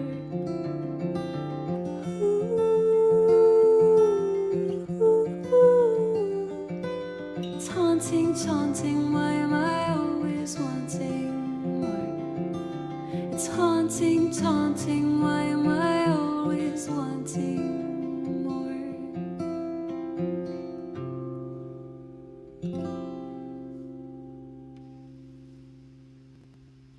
That was so brilliant, Lisa. Thank you. Thank You've you heard so that one much. many times. I know, but couldn't be too many times. It's brilliant. And I shared the Bandcamp in the comments, so if anyone does want to listen to that again, you can download that and other songs from Lisa's Bandcamp. Thank you. Thank you. And have you got any plans coming up? Where's the best place for people to follow you? I think on Instagram and Twitch are the most active things that I'm on. And my Twitter is kind of just like my things that I find funny, and they're not like anything ever music related. I never post any of my music on there. I have to say, you do post some funny things on Twitter though, so it's worth a follow. I think my name on there too is like Ritchie Rich. It's not even like my music, but I still use it as my music profile. But yeah, so Twitch and Instagram are the ones where I always make my announcements and do all And you're that. live streaming 3 times a week on Twitch, is that right? Tuesdays, Thursdays, and Fridays. And the schedule's all up on Twitch, so yeah, so if anyone wants to watch Lisa on Twitch, you can go and request a song and say hi. And it's a great platform. We both enjoy Twitch a lot. Thank you to the audience here that has, like we said, come over from Twitch. Thank you to everyone for these lovely comments. Yeah, thank you guys. Everyone loves really Lisa, rightfully so. I really appreciate it. And thank you, Cerian, so much for just having a space that supports other women artists just so genuinely and so in every way you possibly can. And just thank you for that space and for Green Futures Festivals, for, giving you a space. So yeah, well, thank you so much for being my guest. And I know that you were supposed to come to Glastonbury with us last year and perform in the Green Futures field. So hopefully at some point in the future, we'll be all together there again and you can come and perform live in the Green Futures field, because I know that we're all desperate for that to happen. It'll happen. It'll be great. It'll be wonderful when it does. Yeah. Well, thank you so much for being my guest and for Thank you. sharing your beautiful songs and stories. We've all loved it. Thank you so much, Thank Lisa. you. Thank you. Bye. Bye. So I'm going to bring Pedro, I think, is going to come back and join me to talk about the final segment for tonight's live stream. Cerian, that was incredible. Really nice music there. And I love your conversation as well. Really, really deep stuff there. Oh, I think, Lisa and I always we always love our deep conversations. Yeah, it just really made me think about the music and about how, you guys, of course, you're pouring out your heart out there. And if someone doesn't like it, it can be quite difficult. And I think Jenny also put a comment up. She's a musician, how it can be very difficult to take that feedback. But at the same time, you're releasing something out there, you're processing something. So if it's not even well received, it's still worth doing it. I love all those comments you had there. Yeah, and there's a vulnerability that you don't expect when you release something. I didn't expect it. I thought I knew how it was going to feel, and then I didn't anticipate that sense of vulnerability there. Fantastic. Brilliant interview. Thank you so much, Cerian, for another great women music. Back again next time with another great artist, I'm sure. And let's bring on Sazrah to the conversation. Here she is. Let's get to Sazrah's mic and music. Sazrah, how are you doing? Oh, you need to unmute. Sorry, I know. I was clicking it. And it wasn't going. I was going. You can hear me now, right? Loud. Yes. Yeah, yes. Good. You're going to be presenting your segment, Black Slaves. Tell us more about this fantastic segment of yours. Yes, so Sam called me and asked if I wanted to do it, and I was really up for it. It was after we did a discussion about the Black Lives Matter movement with Charla, and everyone found it really interesting hearing these different perspectives. And so, yeah, we just thought we'd do something to celebrate Black culture, Black music, and things like that. And this is my second time doing this, so I'm really excited to bring on Anthony Blaize. By the way, everyone, I'm a bit ill, so sorry if my voice dips in and out. Thank you for being here, even though you're feeling ill, Sazrah. No, it's fine. I wouldn't miss it for the world. We will hand you over now, and I know Anthony Blaize has been very patient backstage, him and his musical buddy. So without further ado, we'll hand over to you, Sazrah. Okay. Hello, everybody. Welcome to the Black Lives section. And here is Anthony Blaize. I was going to say with two black guys. Hey. Wait, we're going to need to establish some ground rules. I know, right? Oh, God. Thank you so much for being here. No problems. Happy to be here. Thank you. Yes. And I know, right? How many songs are you going to be doing for us, or is it a surprise? It's a surprise. Okay, cool. So you released was it your debut album, A Higher Calling, in 2019? Yes, it was, yeah. Yes, and how was that received? That was received quite well. I was still, just, I guess, sharing it first and foremost with your friends and family and people like that, but it was received quite well. The beautiful thing about the internet is your songs can get to different parts of the world. I was going to say corners, but technically the world isn't. Let's not do that. It's round. Let's not do that. And has anyway. Yeah. So no, it was able to get around the world, not to the corners of the world. That was just me. Anyway, let's just stop. I don't believe in the flat earth, by the way. These two are a bit of a comedy act, I'll have everybody know. I just had to put that out there. You can't make me laugh because I've got a sore throat. You can't make me laugh. My bad. I'm sorry. Sounded like I was a flat earther. My bad. I'll stop. Thank you. Yeah, cool. I actually remember, I don't know if it was on this album, but I've kind of like slightly featured. I had to say something. Yes. I had to say something, and you got lots of different people's voices and built it up. Yes. Yeah. Was that on this album, or was it from something else? It was definitely this album. It was this album. I'm not going to tell you the song because I don't want you to make a claim for a check in the royalties. But it was definitely this album. Definitely this album. Yeah. Oh, cool. So I'm going to leave you to sing your first song and let you introduce it. Thank you so much. So I'm going to duck out. Oh, man. This song is called Roseanne, and it's a song from the old album, or the album that's currently out right now, A Higher Calling.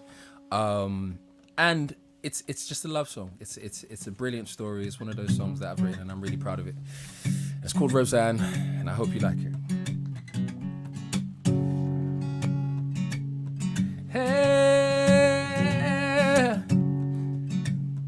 Hey, yeah.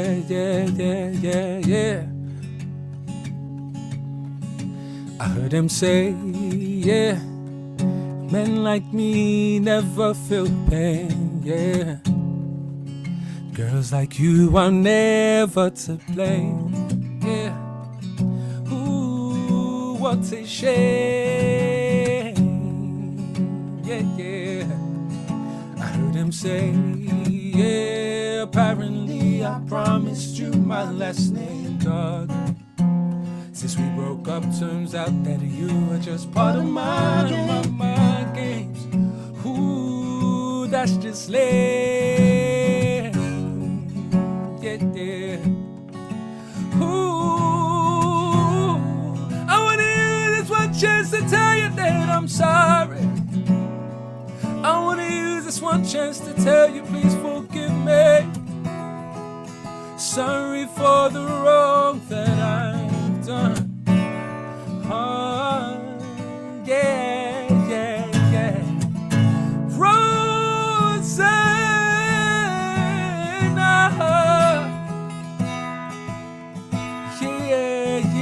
Yeah. Rosanna.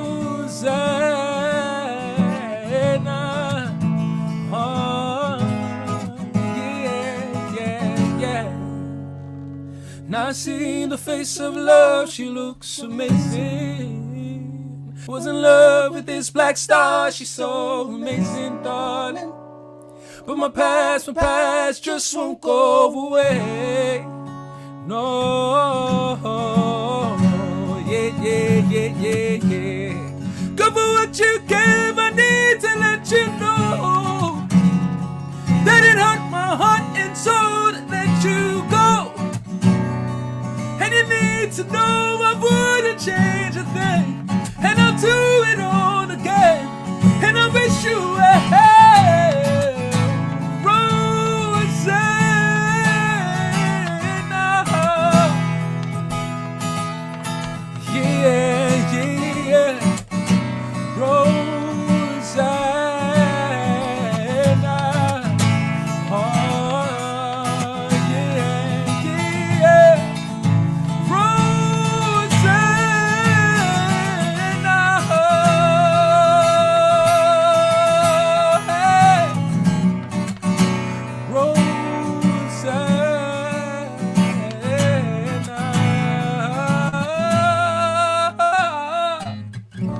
Sometimes my heart it sees my mind, that is you that I see. Sometimes my heart it sees my ears, that is your voice I hear. Yeah. Wherever you are, I wish you well. Wherever you are, I wish you well. I wish you well. Oh, wherever you are, I wish you well. I heard him say, men like me never feel pain. Girls like you are never to blame. Yeah. Ooh, what a shame. Yeah. I heard him say, apparently I promised you my last name, God. Since we broke up, turns out that you were just part of my games.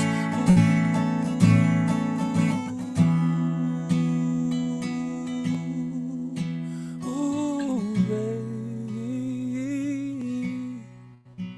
Ooh, baby.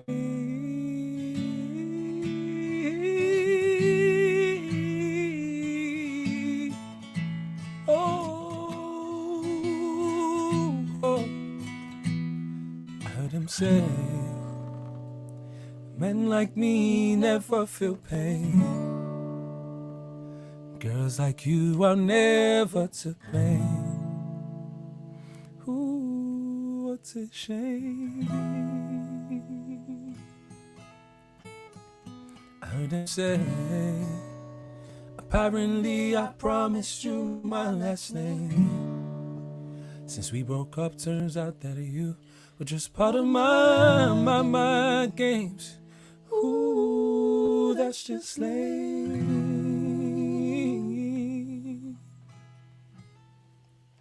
Roseanne. Absolutely loved it. It was amazing. All right, thank you. Yes, really loved it. And there were some amazing comments. I'll just bring some up. Oh, because snap. obviously you were singing away. My bad. But yes. Hey, thanks, Nigel. And John. Thanks, man. Yeah, so basically, I'd love to know about and Nana. what that's. Yeah, my mama. Oh, God. Yeah, hey. Tuning in. Mama Hunt. Yes. So, yeah, what was the inspiration behind that song? What made you write that song? Oh, God. Can we talk about it? No, it was just like the end of a relationship. Like, I'm the sort of person who tries to let me Beyonce my way through this one. Well, you see, when life gives you lemons, you try and make lemonade, man, and that's essentially all it is. It's just lemonade. It's lemonade, yeah. And yeah, that's all it was. It's from actually quite good. Thank you. Well yeah, very good way to handle that. Very kind of good way didn't to talk about it, did I? Yeah, it's a good way to do it. Yeah, that's good PR. But yeah. And also David on the guitar there.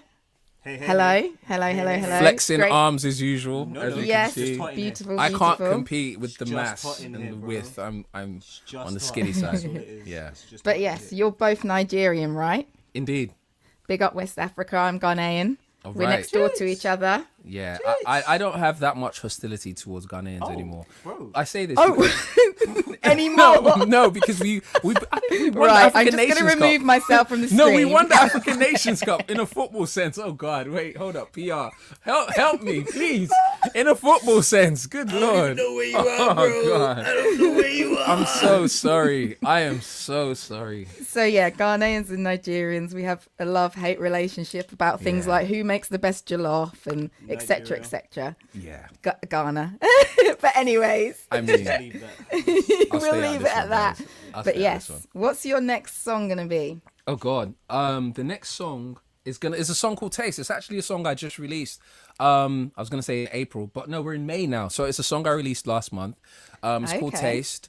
And it's a really, really nice song. It's a song that we wrote when we were out in Paris actually.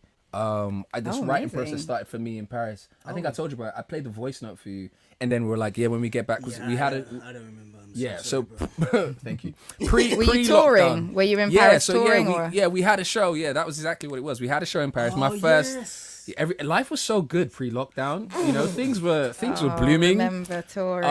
And that was my first show in Paris, and I think we were arranging for another show in LA as well. So things were kind of like kicking off. And then lockdown happened, so yeah. And then we decided to just record Taste, and Taste is here now, and it's finally out, and I'm really excited and proud of it. And I'll stop talking. Okay, amazing! Can't wait to hear it. Thank you. So I pushed you back because you headbutted the mic before. Thank you. Cool. Play the song, bro. I don't want to play with this. Alright.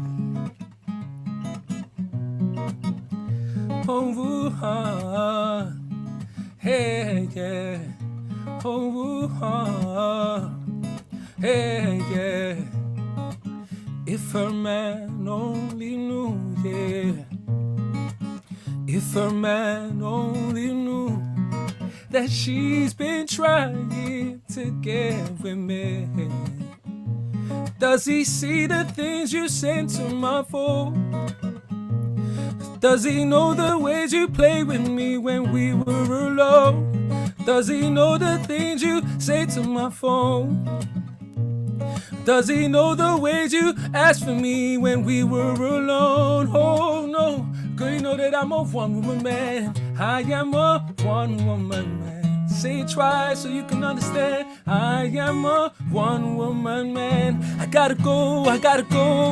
Got my baby waiting at home. Promise to never leave her alone. And I don't play these games, man. You don't wanna stay, you just wanna taste. Tell the truth. I'm done with all the games, I'm trying to change my ways. That's the truth. You can't lie to the world, but don't lie to yourself. You can't lie to the world, but don't lie to yourself. Don't lie to yourself. Yeah, yeah, yeah, yeah, yeah, yeah, yeah, yeah, yeah, yeah, yeah, yeah, yeah.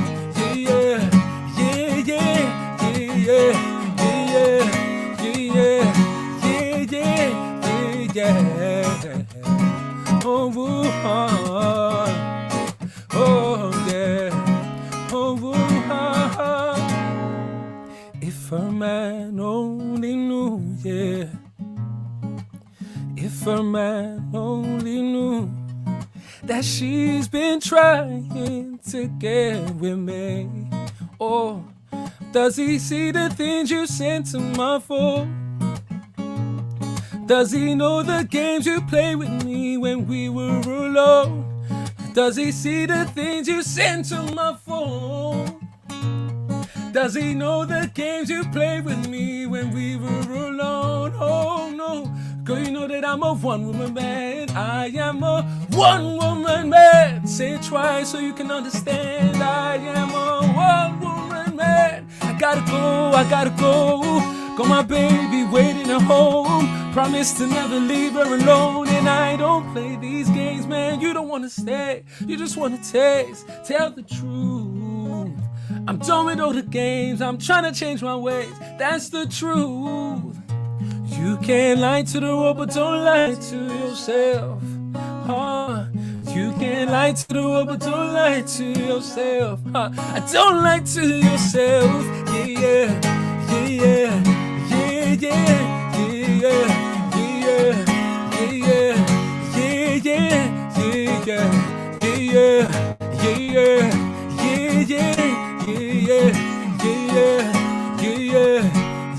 yeah, yeah. Na na na na na na na na na na na ha na na na na na na na na na ha na na na na na na na na ha na na na na na na na. Taste. Oh my gosh, I love that. Oh, man, Absolutely loved it. Absolutely loved it. Thank you very much. Thank you. I won't ask the inspiration, or I I mean, might get hey. the same. Hey man, look, orange and orange juice, you know, that's just what we do. That's what we do, man. Life gives you oranges, you make orange juice, you know. By the way, with the Jollof Wars, we have a comment, Uh-oh. but it is my mum, so Yep, no, obviously, respect you to know. moms. I'm never going against She what mom makes a says. very good jollof.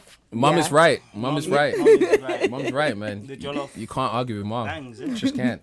I'm waiting for that invitation, by the way, but yeah. Yes, definitely. Please, But please, one please. thing I wanted to speak to you about, which I think is fascinating, if I recall correctly, you quit like sort of the rat race, didn't you, to do Yeah. music? Yeah, You no, were- I mean- what were you originally going to do? Yeah, so I mean, I was in law school, so yeah, that was a very different life.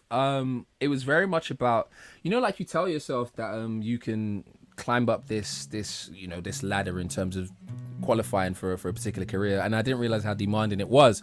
So I just wasn't going for lectures. I'll be entirely honest with you. I signed up for law school, and I was gigging at night. So like I literally wouldn't wake up in the morning. It was clear where my heart was the whole time. Yeah. It was very clear. Like my heart wasn't in studying in the library. It wasn't in getting ready Yeah. for assessments or anything like that, or like moot court or you know, all those sort of things. And yeah, so I quit law school and decided to just go in and just hone in on this music thing that we call That it. is And- so and brave I'm here, and man. so Thank you. inspiring as well, because Thank so you many very much. people, and especially, I don't know if anyone gave you any pressure, but there's so many people that tell you have to be in one box and be one way to be successful, and it's so Yeah. cool that you just followed your heart and Yeah, thank did what's you. best for Thank you. you. Yeah, to be honest, I think the pressure came from myself. You know, I'm really, really lucky to Really? be. Yeah, because you know, let's not get so like political and stuff. But I guess in terms of just, or not even political, I guess about society. You know, Yeah. you're exposed to people's wins a lot of the times, and so you start to feel like you're falling Right. behind. You know, like oh my Yes. god, everything hasn't clicked in for me. You know, Yeah. and this person's got a house now, or this person's got a Yeah. nicer car than I have, and you know, and all these sort of things, and you start to think, wait, did I go the wrong path? But yeah, I think I'm really, really happy in the choice I made. Really, really happy. Really happy Yeah, in the choice definitely. I made. And Yeah. remember, social media's everyone posting their highlights. They're not posting that they're Yeah. actually not getting any sleep or they're unhappy Yeah. with their job. Like, No, you know, it's they don't true. even get to enjoy their car because they're always Yeah. working. Like, you Yep. just don't know what people are really going through. But, Very, very true. Very Yes. true. Very true. but I'm ready for your next song. What's it going to all be? right, this song is called "Say Goodbye," and are you okay? Oh,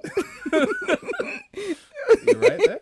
You okay? All right, cool. Keep talking. The song is called "Say Goodbye," and oh, he needs me to talk. Yeah, the song's called "Say Goodbye," and it's essentially about. Initially, it started off being about a love song, but it was more so about saying goodbye to a time in your life, you know. And it has two meanings. It was about saying goodbye to a relationship that ended, but also to, you know, the person that I was and that season at a point Yeah. in life that I was in. And yeah, as with all things, you know, I just tried to capture that sort of energy and put it Yeah. into a 3-minute song. So yeah, okay. Well, take it away. Can't wait. thank you very much. This song is called "Say Goodbye," and it's actually coming out on Friday. Is Friday the 7th of May? When's the 7th of May? So whenever the first Friday in May is, that's when this song is coming out, I guys. don't really know what day it is today. Whenever the first Friday is in May. And I hope you like it. Say goodbye. I was gonna say you guys have been brilliant, but like I can't feel the energy. Sorry. Back to the show. You have been brilliant though. Those who haven't typed me, thank you so much. Love, love, love, love, love, love. Say goodbye. Zen. Baby,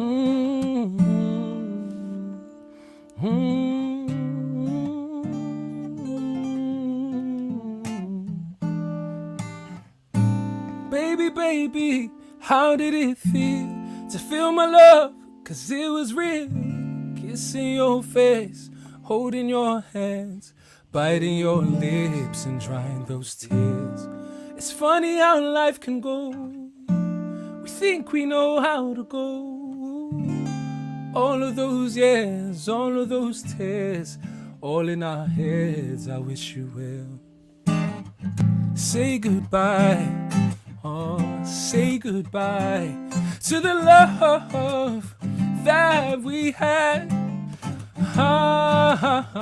Say goodbye, oh, say goodbye to the love that we had. Baby, baby, you need to know I really loved you so. Right till the end, I gave my best, but I had to let you go. Life is so beautiful. I saw this when I let you go. Time made me grow, time made me learn. Hope you find love, I wish you well. Say goodbye, oh, say goodbye to the love that we had.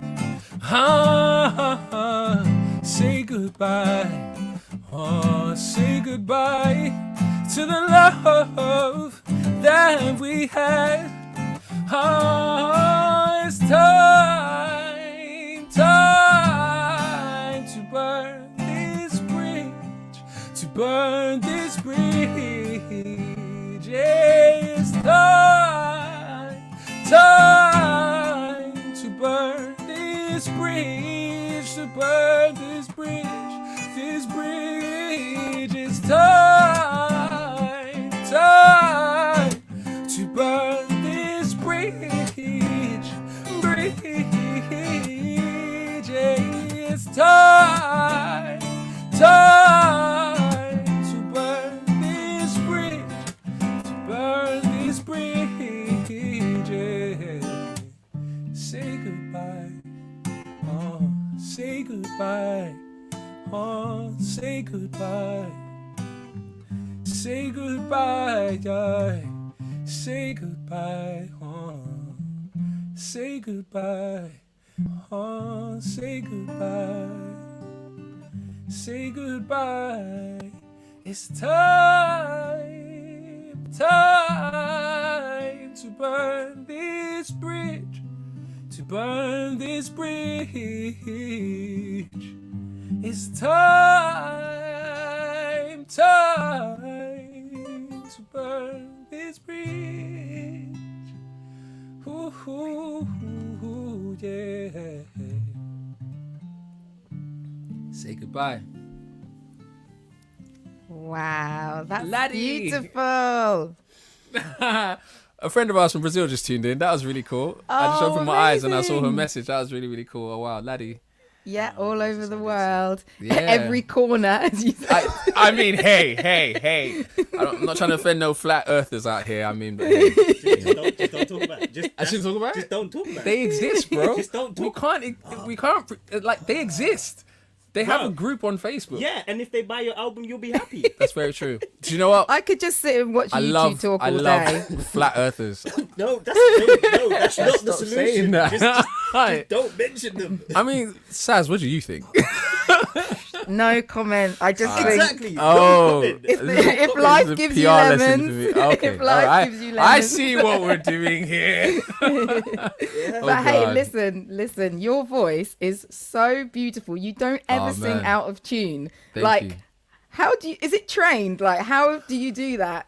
It's this guy. Like, he's really, really helped me, like, you know, kind of like just find my voice, you know. I think it's so funny with, like, I kind of feel like the voice is like an extension of your personality almost. And that can only come out when I guess when you're around people who make you feel really, really comfortable and confident to share that. Yes, when David has that about him. He can make you feel really comfortable and give you feedback without you ever feeling from your heart. Unashamedly. And I think we've had time to practice that level of, intimacy and like just getting to speak to each other about life and aspirations and ambitions and hopes, and like I think in time my heart was kind of like I just felt more comfortable to just share this thing in me, this gift I've been given. So just really, really, it's him. Like anything that happens, it's that's him. so lovely. I didn't expect that answer, but I can completely understand it. Yeah, no, it's him. It's him. So have you got one more song for us, or? What do you want to do? It's up to you, bro. Do you want to do it? Just tell me what it is. The last time we did this. Wait, which song? Remember the time like people were like, one more song? And then we shouldn't have done it. Yeah, but then we shouldn't have done that song. No pressure. It's just because you didn't tell me how many you were doing. I didn't want to be like, bye. I should have actually. Nah, do you know what? I'm gonna take my chips off the table, and I'm leaving now. I'll take the chips off the table now. I think we had a really. Yeah, we had a bad experience. Okay, we won't do any more. It's traumatic. Oh God, but honestly, I couldn't turn that into lemonade. Yeah. Is there anything that you'd like to say to the viewers, or where they can find you, or? Oh God. I think I'll say two things. One, to anyone out there who tuned in, thank you very much, especially off the back of my invitation to tune in. Thank you so much. I saw Mehdi commented as well, so thank you, Mehdi. I saw you there. And also to everyone else that I guess I'm just meeting now, like love and energy to everyone. I know it's been such a difficult time for the whole world right now, and if in the last 10 to 15 minutes, however long it's been, we've been able to share some light. Half an hour. Damn. Okay. We've been able to share some light and love like in this time with you and have this moment with you guys. Thank you for allowing us to be a part of this with you. And I hope you have the strength and courage and joy and peace to go through whatever it is you're going through with your head held high. How do I find you? And how do you find me? You find me on Instagram, Anthony Blaize IG. How do I spell the Blaize? Blaize, Blaize. Thank you, D. What would I do without you? Well done, David. Thank you. Yeah. That was such a beautiful message. That actually touched my heart, and I'm sure it touched everyone else who's watching hearts as well. Yeah. That's what we do, Thank man. you so much for performing and being here. Really, really enjoyed it. No problem. Thank you so much. And thank everyone as well. Thank you. Take care. Love. Bye. Bye. Right. That was Anthony Blaize. Let me add Pedro back, who has been hosting. Hello. Sazrah, well, that was so good. I that was incredible. Yes, wasn't it? I really enjoyed that. It was like a little comedy act as well as beautiful soulful music. Yeah, and I love their message they have as well. There's such positivity and you really feel the energy. And very much appreciated. Much appreciated, Sazrah. Thanks for sharing those new artists. We love them. Thank you for giving me the platform to share. No problem. So it's now the end of Earth Online. Unfortunately, we've reached the end of another show. So we want to point out to everybody watching, we have our virtual tip jar at the bottom. We are not paid for this, bringing this to you. So if you did appreciate this evening, we'd really appreciate anything you can spare, and that will go towards future Earth Onlines. Help us to keep this running. You can also follow us as well on all our socials, which are now across the bottom on Instagram. That's Green Futures Field, Facebook, Green Futures Field as well, and YouTube, Green Futures Glastonbury. So please do give us a follow, keep in touch with all the latest and our next few shows. Let's say our final goodbye. Let's get Carrie Ann on as well. Carrie Ann back. Here she is. And unfortunately, Andrew's not with us today, but we're sure he's watching. He's here He's here to hear it. And I loved his discussion. Yeah, it was fascinating. And I think all the artists tonight have been so fantastic. I've just loved listening to all of them. So soulful. I've felt their soul in all the music. Yeah, definitely. Yeah, and I love that message at the end to finish off about that. When he said it, for the last 10-15 minutes, we brought some light into your lives, then and that's very touching. That was very touching. Yeah. So thank you so much, Anthony and David. Brasileiro speaks Portuguese as well. I can see them backstage giving it the old. I don't know what they're doing, but there's some kind of sign. So But yes. Earth Online number 7, that's the conclusion. We have Earth Online number 8 coming out in well, same time as Glastonbury, but we can't say too much. Ooh, yeah. There is something special planned brewing behind the surface. Yes, So yes. Very exciting. So all that's left to say is the big goodbye to everybody. Thank you so much for tuning in. And we'll see you again. Thank you, everybody. Yes, thank Thanks so much you. for listening. And don't forget to follow us at the bottom on all those socials as well. So all that's left to say is goodbye. Have a great Saturday night. And we'll see you soon. Bye. Goodbye. Bye.